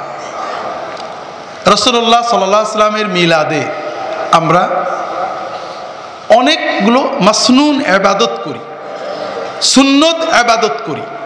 নবীজির জন্মে আনন্দ প্রকাশ করা, নবীজির দরুদ পড়া, সালাম পড়া, হাদিস আলোচনা করা, জীবনী আলোচনা করা, ভালো কাজ না খারাপ কাজ? সবগুলোই ভালো কাজ, মাসনুন সুন্নত ইবাদত। তবে প্রত্যেকটারই সুন্নত তরিকা আছে। রাসূলুল্লাহ সাল্লাল্লাহু আলাইহি ওয়াসাল্লামের মিলাদ, জন্মে আনন্দ পালনের সুন্নত তরিকা হলো সোমবারে রোজা রাখা। রাসূলুল্লাহ সাল্লাল্লাহু আলাইহি ওয়াসাল্লাম সোমবারে রোজা রাখতেন। সাহাবায়ে কেরাম জিজ্ঞাসা করলেন, তিনি বললেন, যাকা ইয়াউমু উলিদতু ফীহি ওয়া যাকা ইয়াউমু বুইসা ইলাইয়া। সোমবারে আমি নবুয়ত পেয়েছি, সোমবারে আমার জন্ম হয়েছে, তাই আমি সোমবারে রোজা রাখি। তাহলে নবীজির জন্মে আনন্দ প্রকাশের জন্য সুন্নত তরিকা কি? সোমবারে রোজা রাখা, ঠিক না? যারা মিলাদের অন্যান্য পদ্ধতি করেন তারাও বলেন নবীজি সোমবারে রোজা রেখে মিলাদ করেছেন, আমরা এই কায়দায় করি। এখন আমার প্রশ্ন হলো যে সোমবারে রোজা রাখা কায়দায় করলে সমস্যাটা কি? সোমবারে রোজা রাখা রাসূলুল্লাহ সাল্লাল্লাহু আলাইহি ওয়াসাল্লাম সুন্নত মিলাদ। এটা করলে প্রথম কি হবে? আল্লাহ রাসূল সাল্লাল্লাহু আলাইহি ওয়াসাল্লাম বলছেন, ইন্না মিন ওয়ারাইকুম আইয়ামাস সাবরি আইয়ামাল ফিতান লিল মুতামাসসিকি ফিহা আলা মা আনতুম আলাইহি আজরু 50 মিনকুম। ফিতনার জামানায়, আখেরি জামানায় যদি কেউ অবিকাল সাহাবীদের মতো সুন্নতের উপরে থাকে, একজন মুসলমান 50 জন সাহাবীর সমান সওয়াব পাবে। তাহলে আমি যদি সোমবারে রোজা রেখে মিলাদ পালন করি, তাহলে ইনশাআল্লাহ আল্লাহ কবুল করলে 50 জন সাহাবী সোমবারে রোজা রেখে যে সওয়াব পেয়েছেন, আমি সেই পরিমাণ সওয়াব পাবো। হাজরিন, এখন যদি এই নবীজির সুন্নতের কথা শুনে আপনার অন্তর খারাপ লাগে যে হায় হায়, এত পীর বুজুর্গ আলেম উলামা কোন কায়দায় মিলাদ করলেন, আরে কি বলে, আপনার অন্তরের ভিতরে খারাপ লাগে। আমি যদি বলতাম ফুরফুরার দাদা হুজুর এই কায়দায় মিলাদ করেছেন, অমক হুজুর এই এমদাদুল্লাহ মহাজের মক্কে এই কায়দায় মিলাদ করেছেন, আপনার অন্তরটা প্রশস্ত হতো। আর আমি বললাম জনাবে মুহাম্মদ রাসূলুল্লাহ সাল্লাল্লাহু আলাইহি ওয়াসাল্লাম এই কায়দায় মিলাদ করেছেন, আপনার অন্তর সংকুচিত হলো। আপনার অন্তরে কি ফিতনা আছে না নেই? আছে। নবীজির সুন্নতের খেলাফ গেলে ফিতনা এসে যাবে, ঠেকাতে পারবেন না। ভাইরা, নবীজির জীবনী আলোচনা করা, মিলাদ, দরুদ পড়া, সালাম পড়া, এগুলো সুন্নত ইবাদত। এখানেও নবীজির তরিকা আছে। রাসূলুল্লাহ সাল্লাল্লাহু আলাইহি ওয়াসাল্লাম নিজে তার জীবনী আলোচনা করেছেন, সাহাবীগণ বসে বসে শুনেছেন। কেউ দল ধরে দরুদ পড়েননি, কেউ উঠে দাঁড়াননি। সাহাবায়ে কেরামগণ, তাবেঈনগণ, তাবে তাবেঈনগণ, আমাদের 4 ইমামগণ সবাই নবীজির জীবনী, সিরাত, শামাইল আলোচনা করেছেন। সবাই বসে থেকেছেন।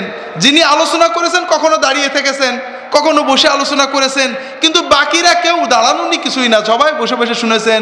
নবীর উপরে দরুদ পড়েছেন, যার যার মতো সালাম পড়েছেন, নবীজির মহব্বতে চোখের পানি ফেলেছেন, নবীজির মহব্বতে আবেগে আপ্লুত হয়েছেন। এইভাবে তারা করেছেন। কথা কি বুঝতে পেরেছেন? এটা হলো সুন্নত পদ্ধতি। আমরা যেটা করি এটা সমাজে এর কোনো হুজুর করেছেন, আবেগে করেছেন, নাজায়েজ না। কিন্তু এখন যদি আপনি সুন্নতের বিপরীতে এইটাকে বলেন যে দাঁড়ালে বেশি আদব, তাহলে নবীজি সাহাবীদের আদব কম ছিল? অসুবিধা হয়ে গেল, ফিতনায় পড়ে গেলেন। আপনি যখন এই প্রচলিত পদ্ধতিকে জোর দিতে লাগলেন, নবীজির সুন্নতটা মারা গেল। কথা কি বুঝতে পেরেছেন? এই রকম আর একটা বলি, বেশি বলবো না, বাকিগুলো শুধু বলে বলে যাব। ইল্লাল্লাহ জিকির আছে না নেই? ওরে বাবা, খুন করতে রাজি কিন্তু ইল্লাল্লাহ জিকির ছাড়তে রাজি না, ঠিক না? বলতে হবে। যদিও এগুলো নিয়ে আমরা ঝগড়া, যারা ইল্লাল্লাহ জিকির করছেন আলহামদুলিল্লাহ, অনেক ভালো কাজ আছে, আমরা তাদের ভালোবাসি। কারণ তার নামাজ আছে, রোজা আছে, দাড়ি আছে, টুপি আছে, সুন্নাত আছে, তাওহীদ আছে, পর্দা আছে, পুশিদা আছে, এইগুলোর জন্য তারা আমাদের দিনী ভাই। কথা বুঝতে পেরেছেন? তবে এই কাজটুকু অন্যায়, শুধু এইটুকু বলছি। কথা বুঝতেছেন না? কি সমস্যা? ইল্লাল্লাহর জিকির জায়েজ না জায়েজের বিতর্ক না। অদ্ভুত লাগে, আমরা নাহু সরক দিয়ে জিকির বানাই। ভাইরা, মূল কথাটা হলো রাসূলুল্লাহ সাল্লাল্লাহু আলাইহি ওয়াসাল্লাম, সাহাবীরা কি এটা করেছেন? সবাই বলছি করেননি। তা আমরা কেন করছি? আমরা বলছি যে আমরা এটাকে ইবাদত হিসেবে করছি না, ঔষধ হিসেবে, কলবের ঔষধ হিসেবে। কথাটা কি বুঝতে পারছেন? ভালো কথা। প্রথম কথা হলো রাসূলুল্লাহ সাল্লাল্লাহু আলাইহি ওয়াসাল্লাম কিসের চিকিৎসক ছিলেন, কলবের না চোখের? রাসূলুল্লাহ সাল্লাল্লাহু আলাইহি ওয়াসাল্লাম, আল্লাহ কোরআন আনলেন শিফাউল লিমা ফিস সুদূর, এই কালবগুলোকে তাজকিয়া করার জন্য, অন্তরের রোগ মুক্ত করার জন্যই তো রাসূলুল্লাহ আসছিলেন, ঠিক না? তো উনি যে জিকির দিলেন, যে দরুদ দিলেন, যে সালাম দিলেন, তাতে হবে না, আরো ঔষধ লাগবে, এই চিন্তাটা করব কেন? 2 নম্বর কথা হলো যে ঔষধ আমরা যদি বলি নবীর জামানায় লাগতো না, নবীজির সোহবতের কারণে অনেকেরই কল্প ঠিক হয়ে যেত, আমাদের কল্পগুলো ময়লা বেশি লাগবে। হাজেরিন, এই যুক্তি এবার সব জায়গায় দিই। নবীজির সাহাবীদের নামাজ বেশি লাগতো না, 5 ওয়াক্তই হতো, আমরা 6 ওয়াক্ত পড়বো, ঠিক আছে তো? ঠিক আছে। নবীজির সাহাবীদের নামাজে এক রাকাতে 2 সেজদায় চলতো, আমাদের হচ্ছে না 2 সেজদায় 4 সেজদা করবো, রাজি আছেন তো? হাজেরিন, রাসূলুল্লাহ সাল্লাল্লাহু আলাইহি ওয়াসাল্লামের ঔষধে কাজ হয় না, আরো ঔষধ লাগে, এই চিন্তা আমাদের করা ঠিক না। 3 নম্বর হলো, ঔষধ যদি হয় তাহলে ঔষধ কতদিন লাগে? আজীবনই যেটা করেন সেটা ঔষধ থাকে না। 4 নম্বর আসল যেটা বলছি ভাইয়েরা, সুন্নতে পেট ভরছে না। আমরা যদিও দাবি করছি এটা ইবাদত মনে করি না, ময়দানে গেলে সালেকরা আমেলরা এটাকে ইবাদতই মনে করে, সব ইবাদত করেছে, জিকির করেছে, তরিকা সুন্নত জিকির করেছে, আমল করেছে, কিন্তু গায়ের মাসনুন জিকির না করা পর্যন্ত পেট ভরছে না। আছে না নেই ভাই? এই জন্য আপনাদের বলবো ভাইয়েরা, আসল কথা হলো যে সুন্নতের বাইরে যে কোনো খায়ের নেই। সুন্নতের বাইরে যখনই যাবেন কালবে ফিতনা আসবে। এই জন্য জীবনের প্রতিটি কাজ সুন্নতের ভিতরে করার জন্য চেষ্টা করতে হবে। আল্লাহ তৌফিক দান করুন, আমিন। হাজরিন, রাসূলুল্লাহ সাল্লাল্লাহু আলাইহি ওয়াসাল্লাম সাহাবায়ে কেরাম যেভাবে দিন বুঝেছেন তাদেরটা বোঝার চেষ্টা করুন। সুন্নতের বাইরে যাওয়ার কারণে আমাদের এই দুর্দশা, যেটা বলতে চেয়েছিলাম সংক্ষেপে হলেও বলে শেষ করে দিচ্ছি ভাইরা। আজকে আমরা মুসলমানেরা এই যে ঝগড়াঝাটি করছি, আহলে হাদিস বলছে আমরা জাহান্নামে, হানাফিরা বলছে আহলে হাদিসরা জাহান্নামী। এই যে ফিতনাটা, এটার কারণ হলো সুন্নত থেকে সরে যাওয়া। কথা কি বুঝতে পেরেছেন? এখন বলবেন আহলে হাদিসরা তো দাবি করছে সব সহিহ হাদিস, আছে না নেই? আছে। একটা বিষয় হাদিসে আসছে, সৌদি আরব থেকে একজন আসছে আমার কাছে, গেছে গ্রামে ঝগড়া হয়েছে, মনে করেছে আমি সৌদি আরব লোক, তার পক্ষে থাকবো। হুজুর, তারাবির নামাজ 8 রাকাত না পড়লে হবে, 8 রাকাত ছাড়া হবে না, নামাজই হবে না। বেতেরের নামাজ 3 রাকাত পড়লে হবেই না। তা আমি বললাম যেটা আপনার কে বলেছে? হুজুর, বুখারী শরীফের হাদিস না মানলে ঈমান থাকে? তো বুখারী শরীফের হাদিস কি আছে? এই যে নবীজি রমজানে, গায়ের রমজানে 8 রাকাত পড়তেন, 11 রাকাত পড়তেন। তাহলে বুখারী শরীফে কি আছে যে 8 বা 11 রাকাতের বেশি পড়া যাবে না? আছে নাকি? না, তা নেই। তাহলে আপনি কি করে বললেন যে বেশি পড়লে বুখারী শরীফ মানা হবে না? হাদিসে আছে রাসূলুল্লাহ সাল্লাল্লাহু আলাইহি ওয়াসাল্লাম এই কাজটা করেছেন, রাফুল ইয়াদাইন করেছেন। আবার সহিহ হাদিসে আছে উনি করেন। আপনি বড়জোর বলতে পারেন এটা সহিহ হাদিস দ্বারা প্রমাণিত, কিন্তু এটা নিয়ে ঝগড়া, এটা আমরা করছি। হানাফি সুন্নি ঝগড়া করছি। এই সব ঝগড়ার কারণ হলো সুন্নতকে ছেড়ে দেওয়া। আমাদের জীবনের মডেল কিন্তু রাসূলুল্লাহ সাল্লাল্লাহু আলাইহি ওয়াসাল্লাম সাহাবায়ে কেরামগণ নন, আমাদের জীবনের মডেল হয়ে গেছেন আকাবের বুজুর্গরা। আমাদের একজন ওয়াইজ যখন ওয়াজ করতে ওঠেন, তিনি 1 ঘন্টা ওয়াজ করলে বুজুর্গদের কারামত বেশিরভাগ ওয়াজ করেন, ঠিক না ভাই? না, রাসূলুল্লাহ সাল্লাল্লাহু আলাইহি ওয়াসাল্লাম সাহাবীদের সুন্নতের ওয়াজ করেন। হাজেরিন, এর কারণে আমাদের অবচেতনে মনের ভিতরে বুজুর্গরা এখন সবচেয়ে বড় আসন নিয়ে নিয়েছেন। এজন্য উলামায়ে কেরামের বলবো যে উম্মতের এই অধপতন থেকে যদি রক্ষা করতে চান, পরের দোষ দিলে হবে না। খ্রিস্টান মিশনারিরা বাইবেল নিয়ে আসছেন আজকে আসরের পরে মাগরিবের আগে প্রেস ক্লাবে যশোরের মুন্সি মেহেরুল্লাহর উপর একটা সেমিনার ছিল, আমি গেছিলাম, ছোট সেমিনার মুন্সি মেহেরুল্লাহর উপরে। আপনারা মুন্সি মেহেরুল্লাহকে চেনেন না, অথচ তিনি না থাকলে হতে পারতো যে আমাদের যশোর দার্জিলিং এর মতোই খ্রিস্টান হয়ে যেত।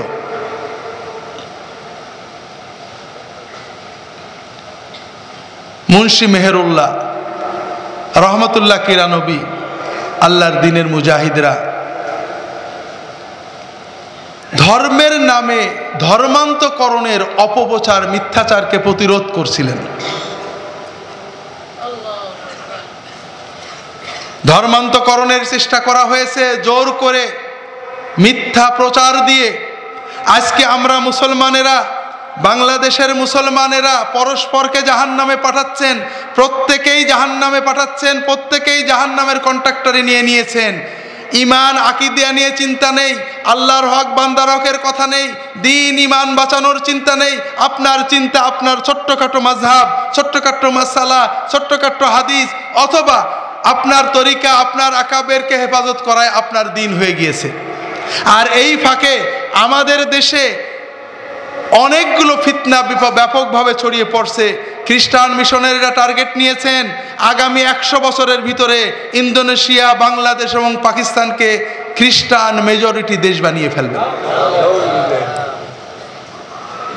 বিভিন্নভাবে মিথ্যা অপপ্রচার চালানো হচ্ছে। আপনি পার্বত্য চট্টগ্রামে যান, সেখানের কর্মকাণ্ড দেখেন।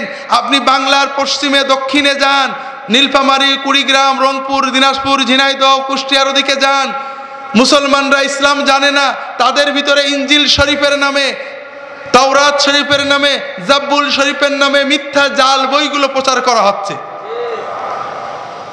ইমাম সাহেব খ্রিস্টান হয়ে গেছে। ওয়ার্ল্ড ভিশন, কারিটাস বিশাল বিশাল লাইব্রেরি করেছে। ইমাম সাহেব হুজুর তাওরাত ইনজিল আছে, আমাদের লাইব্রেরিতে পড়তে যাবেন, আপনার মাসে 2000 টাকা। গরিব মানুষ যায়, ঘুরে আসে। প্রথম যে ফায়দা তারা পাচ্ছেন যে ওখানে যায় যারা খ্রিস্টান হয়েছে তাদের বিরুদ্ধে তারা কোনো ফতোয়া দেন না। 2 নম্বর, কোনো ইমাম খ্রিস্টান হয়ে গেছে, তারা বলে না যে আমরা খ্রিস্টান, তারা বলে আমরা ঈসাই মুসলমান। মুসলমানকে খ্রিস্টান হতে বললে হয় না, বলে আমরা ঈসাই মুসলমান। আমার এক পরিচিত আলেম, এই আকবর কমপ্লেক্সের একজন আলেম, বলছে হুজুর আমরা একটা ছোট্ট তবলিগি জামাত নিয়ে গেছিলাম নীলফামারী, মসজিদের ভিতর বসে আছে, ইমাম সাহেব আসেনি। এক বুড়ো মুসল্লি বলছে হুজুর আমাদের ইমাম শুধু ঈসা নবীর ওয়াজ করে। ইমাম সাহেব বলে শুধু মুর্দা নবীকে মানলে হবে না, জিন্দা নবী মারতে হবে। ঈসা নবী তো আবার আসবে, কাজে তার শরীয়ত তাকেও মাইনে রেডি হতে হবে। নাউজুবিল্লাহ বললেন না? ওই মৌলানা সাহেব বুঝেছেন যে সর্বনাশ। যাই হোক, ওখানে তারা পরে মাহফিল করেছেন, অনেক লোক আবার ইসলামের ভিতরে ফিরে আসছে। বড় দুঃখ লাগে। ধর্ম প্রচার জনসেবায় কোনো দোষ নেই, এ অধিকার সবার আছে, কিন্তু মিথ্যা প্রচারণাই দোষ। মিথ্যা প্রচারণা দিয়ে ভরে ফেলা হয়েছে। আমাকে বলছে তাওরাত শরীফ, বলা হচ্ছে বাইবেলে যদি ভুল দেখাতে পারো বাইবেল ছিঁড়ে ফেলে দেবো। বলেন তোমার বাইবেল নিয়ে আসো, আমি 100 না 1000টা ভুল দেখাবো। আর আসে না। আমি বললাম এই তাওরাত নিয়ে যদি আপনাদের সামনে কেউ আসে, ইনজিল শরীফ নিয়ে আসে, কোনো ঝগড়া করবেন না, শুধু জিজ্ঞেস করবেন এটা যে ইনজিল শরীফ, এটা কি আপনার ইয়াকিন আছে, ঈমান আছে, বিশ্বাস আছে? বলে হ্যাঁ অবশ্যই এটা সত্যিকারের ইনজিল শরীফ, এটা অরিজিনাল ইনজিল। বলে ঠিক আছে আপনি খোলেন। মার্ক লিখিত সুসমাচারের শেষ সুসমাচার বের করেন। যিশুর ভাষায় তারা বলা হচ্ছে সেখানে, and these signs shall follow them who believe in my name, they shall speak in new tongues, and if they carry out serpents it shall not harm them, if they drink any deadly thing it shall not harm them। এরকম কি কি কথা আছে। যারা বিশ্বাস করবে, যারা যীশু খ্রিস্টকে বিশ্বাস করবে, তারা এই সব কাজ করবে। তারা কোনো শিক্ষা ছাড়াই নিত্য নতুন ভাষাতে কথা বলবে। তারা সাপ, বিষধর সাপ গলায় ঝুলবে, সাপে কাটবে না। তারা বিষাক্ত জিনিস খেলে, বিষ খেলেও মরবে না। কোথায় আছে? এটা হলো তাদের ইনজিল শরীফের ভিতরেই আছে। তাদের ইনজিল শরীফের ভিতরে মার্ক লিখিত সুসমাচারের শেষে আছে। তাই বললাম যে যদি ওই ইনজিল নিয়ে যিনি আসেন তাকে বলবেন যে এই কথাটা তো যিশুর কথা। বলে হ্যাঁ। তাহলে তোমার ঈমান আছে তো? বলে হ্যাঁ। তাহলে 1 গ্লাস বিষ খাও। যিশু তো বলছেন যার ঈমান থাকবে বিষ খেলে মরবে না, তুমি খাও। তাহলে আমার অত ঈমান নেই। যে অত ঈমান কার আছে? একজন খ্রিস্টানের দেখাও, বিষ খাক, তারপর আমরা কিতাব দেখবো। যে গ্রন্থের পরতে পরতে জালিয়াতি, মুসলমানরা বলছে না, আল্লাহর কোরআনে ১৫০০ বছর আগে বলেছে তারা জাল বই বানায়, মিথ্যা বানায়। গত ২০০ বছর ধরে ইউরোপের, আমেরিকার, জার্মানির, ইটালির, ইংল্যান্ডের খ্রিস্টান বিশেষজ্ঞরা প্রমাণ করেছেন এই বইয়ের ভিতরে লক্ষ লক্ষ ভুল রয়েছে। কিন্তু এই সত্য গোপন করে মিথ্যা, কোরআনের নামে মিথ্যা, হাদিসের নামে মিথ্যা দিয়ে জালিয়াতি করে করে মুসলমানদের ঈমান চুরি করার চেষ্টা করছে। আর আমরা মুসলমানেরা, আমরা আছি কে কাফের, কে মুশরিক, এক আলেমের বিরুদ্ধে বিশোধগারে, ঠিক না ভাই হাজিরিন? এর কারণ আমরা আল্লাহর কোরআন এবং রাসূল সাল্লাল্লাহু হাদিসকে ভুলে গেছি।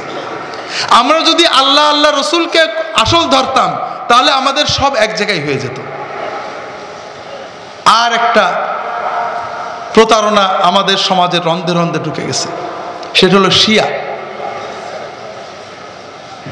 খ্রিস্টান আমাদের বিশ্বে দুটো ধর্ম প্রচারণার উপরে, একটা হলো খ্রিস্টান ধর্ম, একটা শিয়া ধর্ম। সমাজের রন্ধে রন্ধে বুখারী শরীফের একটা হাদিস নিয়ে, যেমন খ্রিস্টানরা একটা হাদিস অথবা একটা আয়াত নিয়ে মিথ্যা অর্থ করে এরপরে দুনিয়ার মিথ্যা দিতে থাকে, শিয়ারা ওইভাবে প্রচারণা করছে। শিয়ারা শিয়াদের মতো থাকবেন, সুন্নিরা সুন্নিদের মতো থাকবে, খ্রিস্টানরা খ্রিস্টানের মতো থাক তাদের দিন নিয়ে, মুসলমানরা তাদের দিন নিয়ে থাকবে, সমস্যা ছিল না। কিন্তু যখন মিথ্যা কথা বলে, প্রতারণা করে, প্রচারণা চালিয়ে ধর্মান্তরের চেষ্টা করা হয় তখন কষ্ট লাগে। আপনারা সাধারণ মুসলমানেরা, আলেম উলামারা যদি আমরা কোরআন সুন্নাহর দিকে ফিরে না যাই, আমরা সহি দিনটাকে, যেটা আল্লাহ গুরুত্ব দিয়েছেন সেটাকে আমরা গুরুত্ব দেব, সেটা হলো ঈমান, তাওহীদ। কথা বোঝেননি? যেটা আল্লাহ গুরুত্ব দিয়েছেন, রাসূল সাল্লাল্লাহু আলাইহি ওয়াসাল্লামের ইত্তেবা, সেটা গুরুত্ব দেব। যেটা আল্লাহ গুরুত্ব দিয়েছেন, ফরজ করেছেন, নামাজ, রোজা, হজ, যাকাত, আল্লাহর হক, বান্দার হক ইত্যাদিকে, যেগুলো নিয়ে আল্লাহ রসুল সাল্লাল্লাহু আলাইহি ওয়াসাল্লাম গুরুত্ব কম দিয়েছেন, একাধিক রেখেছেন, সেটা একাধিক থাকবে। কোনো সাহাবী 3 রাকাত বেতর পড়েছেন, কোনো সাহাবী 5 রাকাত পড়েছেন, কোনো সাহাবী 1 রাকাত পড়েছেন, কোনো সাহাবী কুনুত হাত তুলে পড়েছেন, কোনো সাহাবী এমন করে পড়েছেন, কোনো সাহাবী রফা দেন করেছেন, কোনো সাহাবী করেননি, কোনো সাহাবী জানাজার নামাজে সূরা ফাতিহা পড়েছেন, কোনো সাহাবী পড়েননি, কোনো সাহাবী ইমাম সূরা ফাতিহা পড়েছেন, কোনো সাহাবী পড়েননি। এগুলো সাহাবীদের যুগে বিভিন্ন রকম ছিল, এগুলো যুগ যুগ ধরে বিভিন্ন রকমই থাকবে। আমার কথা কি বুঝতে পেরেছেন? এগুলো নিয়ে মতভেদ থাকবে, দলভেদ থাকবে না। দুর্ভাগ্য, আমরা এগুলো নিয়ে দলভেদ করছি, হিংসাহিংসি করছি, ফতোয়াবাজি করছি, জাহান্নামী বানাচ্ছি, আর আসল ইসলামটাকে আমরা চুরি হওয়ার সুযোগ করে দিচ্ছি। হাজিরিন, যাক, আমি আর লম্বা করব না। আমার অনুরোধ হলো, উলামায়ে কেরাম, তালেবে ইলম, সবার জন্য চিন্তার সময় এসেছে। ইসলামের জন্য চিন্তার সময় আসেনি ভাইরা। ইসলামের জন্য আপনাদেরকে চিন্তা করতে হবে না, আপনার নিজের জন্য, নিজের আওলাদের জন্য, আপনার দেশের জন্য চিন্তা করতে হবে। তার কারণ ইসলাম হুজুরদের দ্বারা হেফাজত হয়নি। আলেম উলামা, পীর, মাশায়েখ, উস্তাদ, বুজুর্গ, এদের দ্বারা ইসলাম আল্লাহর দ্বীন বিজয়ের জন্য এসেছে। মা মিন বাইতি হাজারিন ওয়ালা মাদারিন ইল্লা আদখালাহুল্লাহু হাযা দ্বীন বিইজ্জি আজিজিন আও যুল্লি দলিল, কামা ক্বালা সাল্লাল্লাহু আলাইহি ওয়াসাল্লাম। বিশ্বে যত বাড়ি আছে, তাবু আছে, মরুভূমি আছে, যত ঘর আছে, প্রতিটি ঘরেই একদিনে না একদিনে ইসলাম ঢুকবে, কারোর সম্মানের সাথে, কারোর লাঞ্ছনার সাথে। পৃথিবীতে যত জায়গায় সূর্য উঠেছে আর ডুবেছে, প্রতিটি জায়গায় আল্লাহ এই দিনকে পৌঁছাবেন এক সময় না এক সময়, কেউ এটা ঠেকাতে পারবে না। ইসলাম বিজয়ের জন্য এসেছে, বিজয় নেবেই, কিয়ামতের আগেই এটা হবেই, এটার জন্য আপনাকে টেনশন করতে হবে না। হাজিরিন, আল্লাহ কোরআন কারিমে খুব সুন্দর কথা বলেছেন। ইয়াকফুর বিহা হাউলাই ফাকাদ ওয়াক্কালনা বিহা কওমান লাইসু বিহা বিকাফিরিন।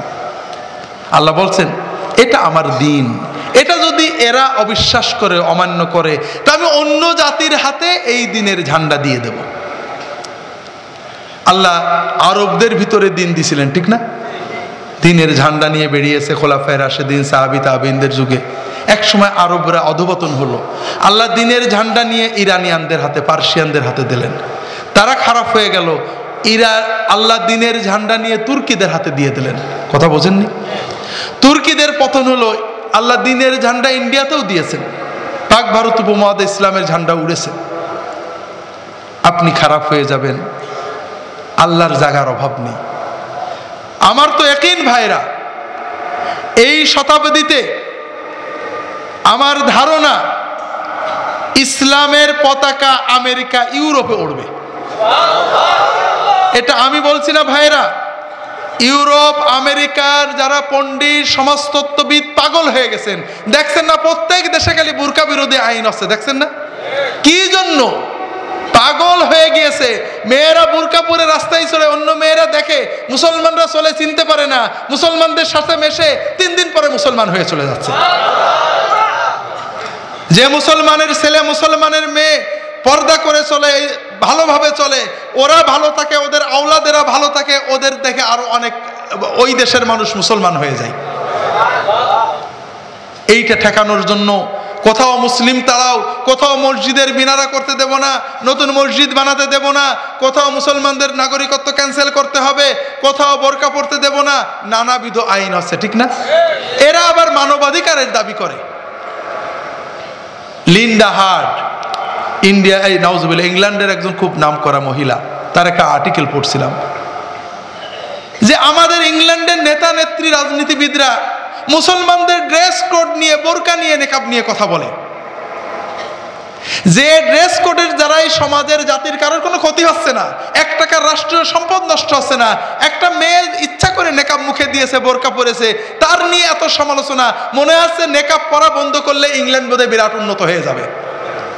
লিন্ডা হার্ট লেখছেন যে দেশের ইংল্যান্ডের প্রতি 3 জন মেয়ের একজন যুবতী মেয়ে 30-35-এর ভিতরে যে মেয়েরা জনশক্তি কর্ম করে, প্রতি 3 জন মেয়ের একজন মেয়ে ড্রাঙ্কেন, একেবারে পাড় মাতাল। যে পাড় মাতালদের কারণে একটা নাগরিক যদি শনিবারে মদ খায়, রবিবারে ভালো হয়ে যায়, তাহলে রাষ্ট্রীয় সম্পদ কম ধ্বংস হয়। আপনারা এনকার্টা এনসাইক্লোপিডিয়া ঢোকেন যে বিশ্বের শুধু মাতলামির কারণে মদ খেয়ে আমাদের দেশে মাদকতা বিরোধী অভিযান করে। ইউরোপ আমেরিকা বলে মাদকতা, ওরা মদ ধরে না, ওরা ধরে হিরোইন, কি বলে কোকেন, এইগুলো। কথা বুঝেছেন? মদ তাদের জন্য মাদকতা নয়, এটা ভালো জিনিস। এনকার্টা এনসাইক্লোপিডিয়া, যে কোনো এনসাইক্লোপিডিয়া খোঁজ করবেন, সারা বিশ্বে শুধু মাদকতার কারণে, অ্যালকোহল ডিপেন্ডেন্সি, অ্যালকোহলিজমের কারণে, মদ খাইতে ছাড়তে পারে না কারণে বিলিয়ন ট্রিলিয়ন ডলারের সম্পত্তি ভাঙচুর করে নষ্ট হয়। মানুষ সবচেয়ে বেশি মরে ড্রাগসের চেয়েও অ্যালকোহলে বেশি মরে। লিন্ডা হার্ট লেখছেন, আমাদের বাংলাদেশের ইন্ডিপেন্ডেন্ট পত্রিকায় পড়ছিলাম, ভুলে গেছি হেডিংটার নাম, আমার কাছে কাটিং আছে, যে ব্রিটিশ মহিলা সমাজের প্রতি 3 জনের একজন পাড় মাতাল, যারা সপ্তাহে মাঝে মাঝে মাতাল হওয়ার কারণে লক্ষ লক্ষ কর্মঘণ্টা রাষ্ট্রের নষ্ট হয়, ঔষধের টাকা দিতে দিতে রাষ্ট্র পঙ্গু হয়ে যায়, লিভার সিরোসিস হয়ে মরে যায়। যে পাড় মাতাল হওয়ার কারণে রাষ্ট্র অর্থনৈতিকভাবে পঙ্গু হয়ে যাচ্ছে, ব্রিটেনের প্রধানমন্ত্রীর উচিত ছিল যে ব্রিটিশ মেয়েদেরকে বলা যে তোমরা মুসলমান মেয়েদের সাথে মেশো। দেখো মুসলমান মেয়ে 30 বছর 50 বছর ইংল্যান্ডে থাকে, মদ না খেয়ে থাকতে পারে, তোমরা তাদের কাছে যে ইসলাম না নাও, মদ না খেয়ে থাকাটা শেখো। এটা না বলে তারা মুসলমানদের ড্রেস কোডের বিরুদ্ধে কথা বলছে। কেন? পাগল হয়ে গেছে, ইসলাম বেড়ে যাচ্ছে। তো ভাইরা, এটা লম্বা পর্ব না, যেটা বলছিলাম ভাইরা, ইসলাম পরাজয়ের জন্য আসেনি। ইসলাম আমার মতো আপনার মতো হুজুরের কথায় এগোই না। ইসলামের নিজের লাইট আছে, যে লাইট আলো এগিয়ে নিয়ে চলে যাবে। কিন্তু আপনাকে ভাবতে হবে ভাইরা, আপনার জন্য, আপনার আওলাদের জন্য, আপনার জান্নাত জাহান্নামের জন্য। ভাইরা, আজকে মুন্সি মেহেরুল্লাহর আলোচনায় বলছিলাম ভাইরা, যে ইসলামের সাথে খ্রিস্ট ধর্মের যে সংঘাত, এটা শুরু থেকে সবসময় ইসলামের পাল্লা ভারী থাকছে, খ্রিস্টানরা হারছে। খ্রিস্টান ক্রুসেডাররা ক্রুসেড যুদ্ধ করলো 1095 খ্রিস্টাব্দে ইউরোপ থেকে লক্ষ লক্ষ মিলিয়ন মিলিয়ন সৈন্য নিয়ে পঙ্গপালের মতো মুসলমানদের দেশগুলো আক্রমণ করা হলো, একটার পর একটা দেশ দখল করা হলো। খ্রিস্টান সেনাপতিরা ইংল্যান্ডে চিঠি লিখতো, ইটালিতে চিঠি লিখতো, চিঠিগুলো আছে এখনো, যে আমরা অমক অমক দেশ দখল করেছি, আগামী 10-15 বছরের ভিতরেই আমরা মদিনা দখল করে মুহাম্মদের নাউজুবিল্লাহ লাশ তুলে ফেলবো, মক্কা দখল করে কাবাঘর পুড়িয়ে দেবো, এই ইসলাম শেষ হয়ে যাবে। ইসলাম শেষ হয়েছে? 1095, 1195, 1295, 1995 ইসলাম শেষ হয়েছে? না, ক্রুসেডাররা শেষ হয়েছে। এত প্রতাপ, এত শক্তি, মিলিয়ন মিলিয়ন সৈন্য নিয়ে ক্রুসেডাররা এসেছে। মুসলমানরা ভাঙাচুরো, কিচ্ছু নেই, ছোট ছোট রাষ্ট্র, ঝগড়া করে শেষ নেই। 100 বছরের মাথায় তারা ফিলিস্তিন থেকে বিতাড়িত হলো, 200 বছরের মাথায় সমস্ত মুসলিম দেশ থেকে বিতাড়িত হলো, 300-400 বছরের ভিতরে মুসলমানরা, তুর্কিরা, অটোমানরা, ওসমানীয়রা ইউরোপের অর্ধেক ইসলামের ভিতরে দখল করে নিল। এই ভিয়েনা, এই অস্ট্রিয়া, এই যুগোস্লাভিয়া সব মুসলমানদের মানে রাষ্ট্র ছিল।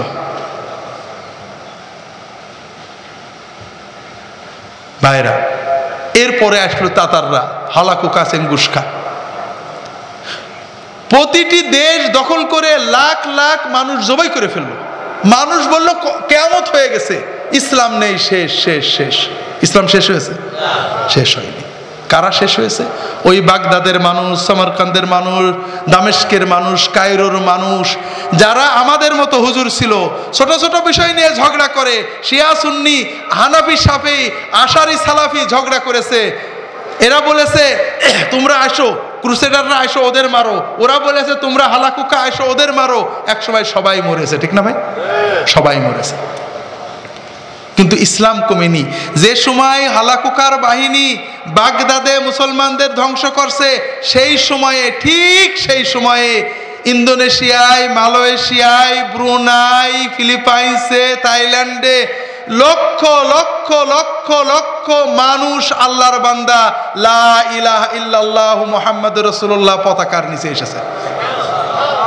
কোনো যুদ্ধ যায়নি, জিহাদ যায়নি, কিচ্ছু যায়নি। মিথ্যা কথা যে যুদ্ধ করে মুসলমানরা ইসলাম প্রচার করেছে। মুসলমানরা যুদ্ধ করেছে রাষ্ট্র সংহত করতে। মুসলমানরা কারোর বাড়ির দরজায় যে কোনোদিন বলেনি বাইবেল নিয়েও না, কোরআন নিয়ে না, ভাই ইসলাম গ্রহণ করো, কখনো বলেনি। ইন্দোনেশিয়া, মালয়েশিয়া, ব্রুনাই কোনো মুসলমান যুদ্ধ জাহাজ যায়নি। মুসলমানরা জাহাজ নিয়ে তেজারত করতে গিয়েছিল, ব্যবসা করতে। শুধু মুসলমান ব্যবসায়ীদের আখলাক দেখে ওই সব দেশের মানুষেরা মুসলমান হয়ে গেছে। কাজে লা ইলাহা ইল্লাল্লাহু বলা লোকের কোনো কমতি হয়নি। হয়েছে নাকি? মরেছে কারা? যারা আমাদের মতো আলেম হয়ে, আমাদের মতো হুজুর হয়ে নিজের স্বার্থে দিনকে বিকৃত করছি, নিজের স্বার্থে, দুনিয়ার স্বার্থে হক কথাগুলো গোপন করে যাচ্ছি, দুনিয়ার স্বার্থে দলাদলিকে প্রশ্রয় দিচ্ছি, ইসলামের ভিতরে অনিসলাম আসার সুযোগ দিচ্ছি। আমরা একতরফা কথা বলছি, শিরিক কুফুরের ভিতরে বলছি না, এলহাদের বিরুদ্ধে বলছি না, এক আলেম আর এক আলেমের বিরুদ্ধে বলছি। ওই সব আলেমদের উপরে হলাকুকার অত্যাচার এসেছে, ঠিক না? কাজে আমাদেরকে আমাদের জন্য চিন্তা করতে হবে। এই দেশ আমাদের জাতির জন্য চিন্তা করতে হবে, ইসলামের জন্য না। ভাইরা, ইসলাম বিজয়ের জন্য এসেছে। আমাদের নামটা সেই বিজয়ে থাকবে কিনা এটা চিন্তা করতে হবে। আমাদের দেশে আলেমরা, আমরা আমাদের দায়িত্ব, আমি আর লম্বা করবো না, দায়িত্ব সচেতন হতে হবে। আল্লাহ তাআলা সবাইকে তৌফিক দান করুন, আমিন। আমার জন্য দোয়া করবেন। বেঁচে থাকলে কাল দেখা হবে। আল্লাহু আলাম। আল্লাহুম্মা সাল্লি আলা মুহাম্মাদিন নবিয়্যিল উম্মি ওয়া আলা আলিহি ওয়া আসহাবিহি ওয়া বারিক ওয়া সাল্লিম। সুবহানাকা আল্লাহুম্মা ওয়া বিহামদিকা আশহাদু আল্লা ইলাহা ইল্লা আনতা আস্তাগফিরুকা ওয়া আতুবু ইলাইক। আসসালামু আলাইকুম ওয়া রাহমাতুল্লাহ।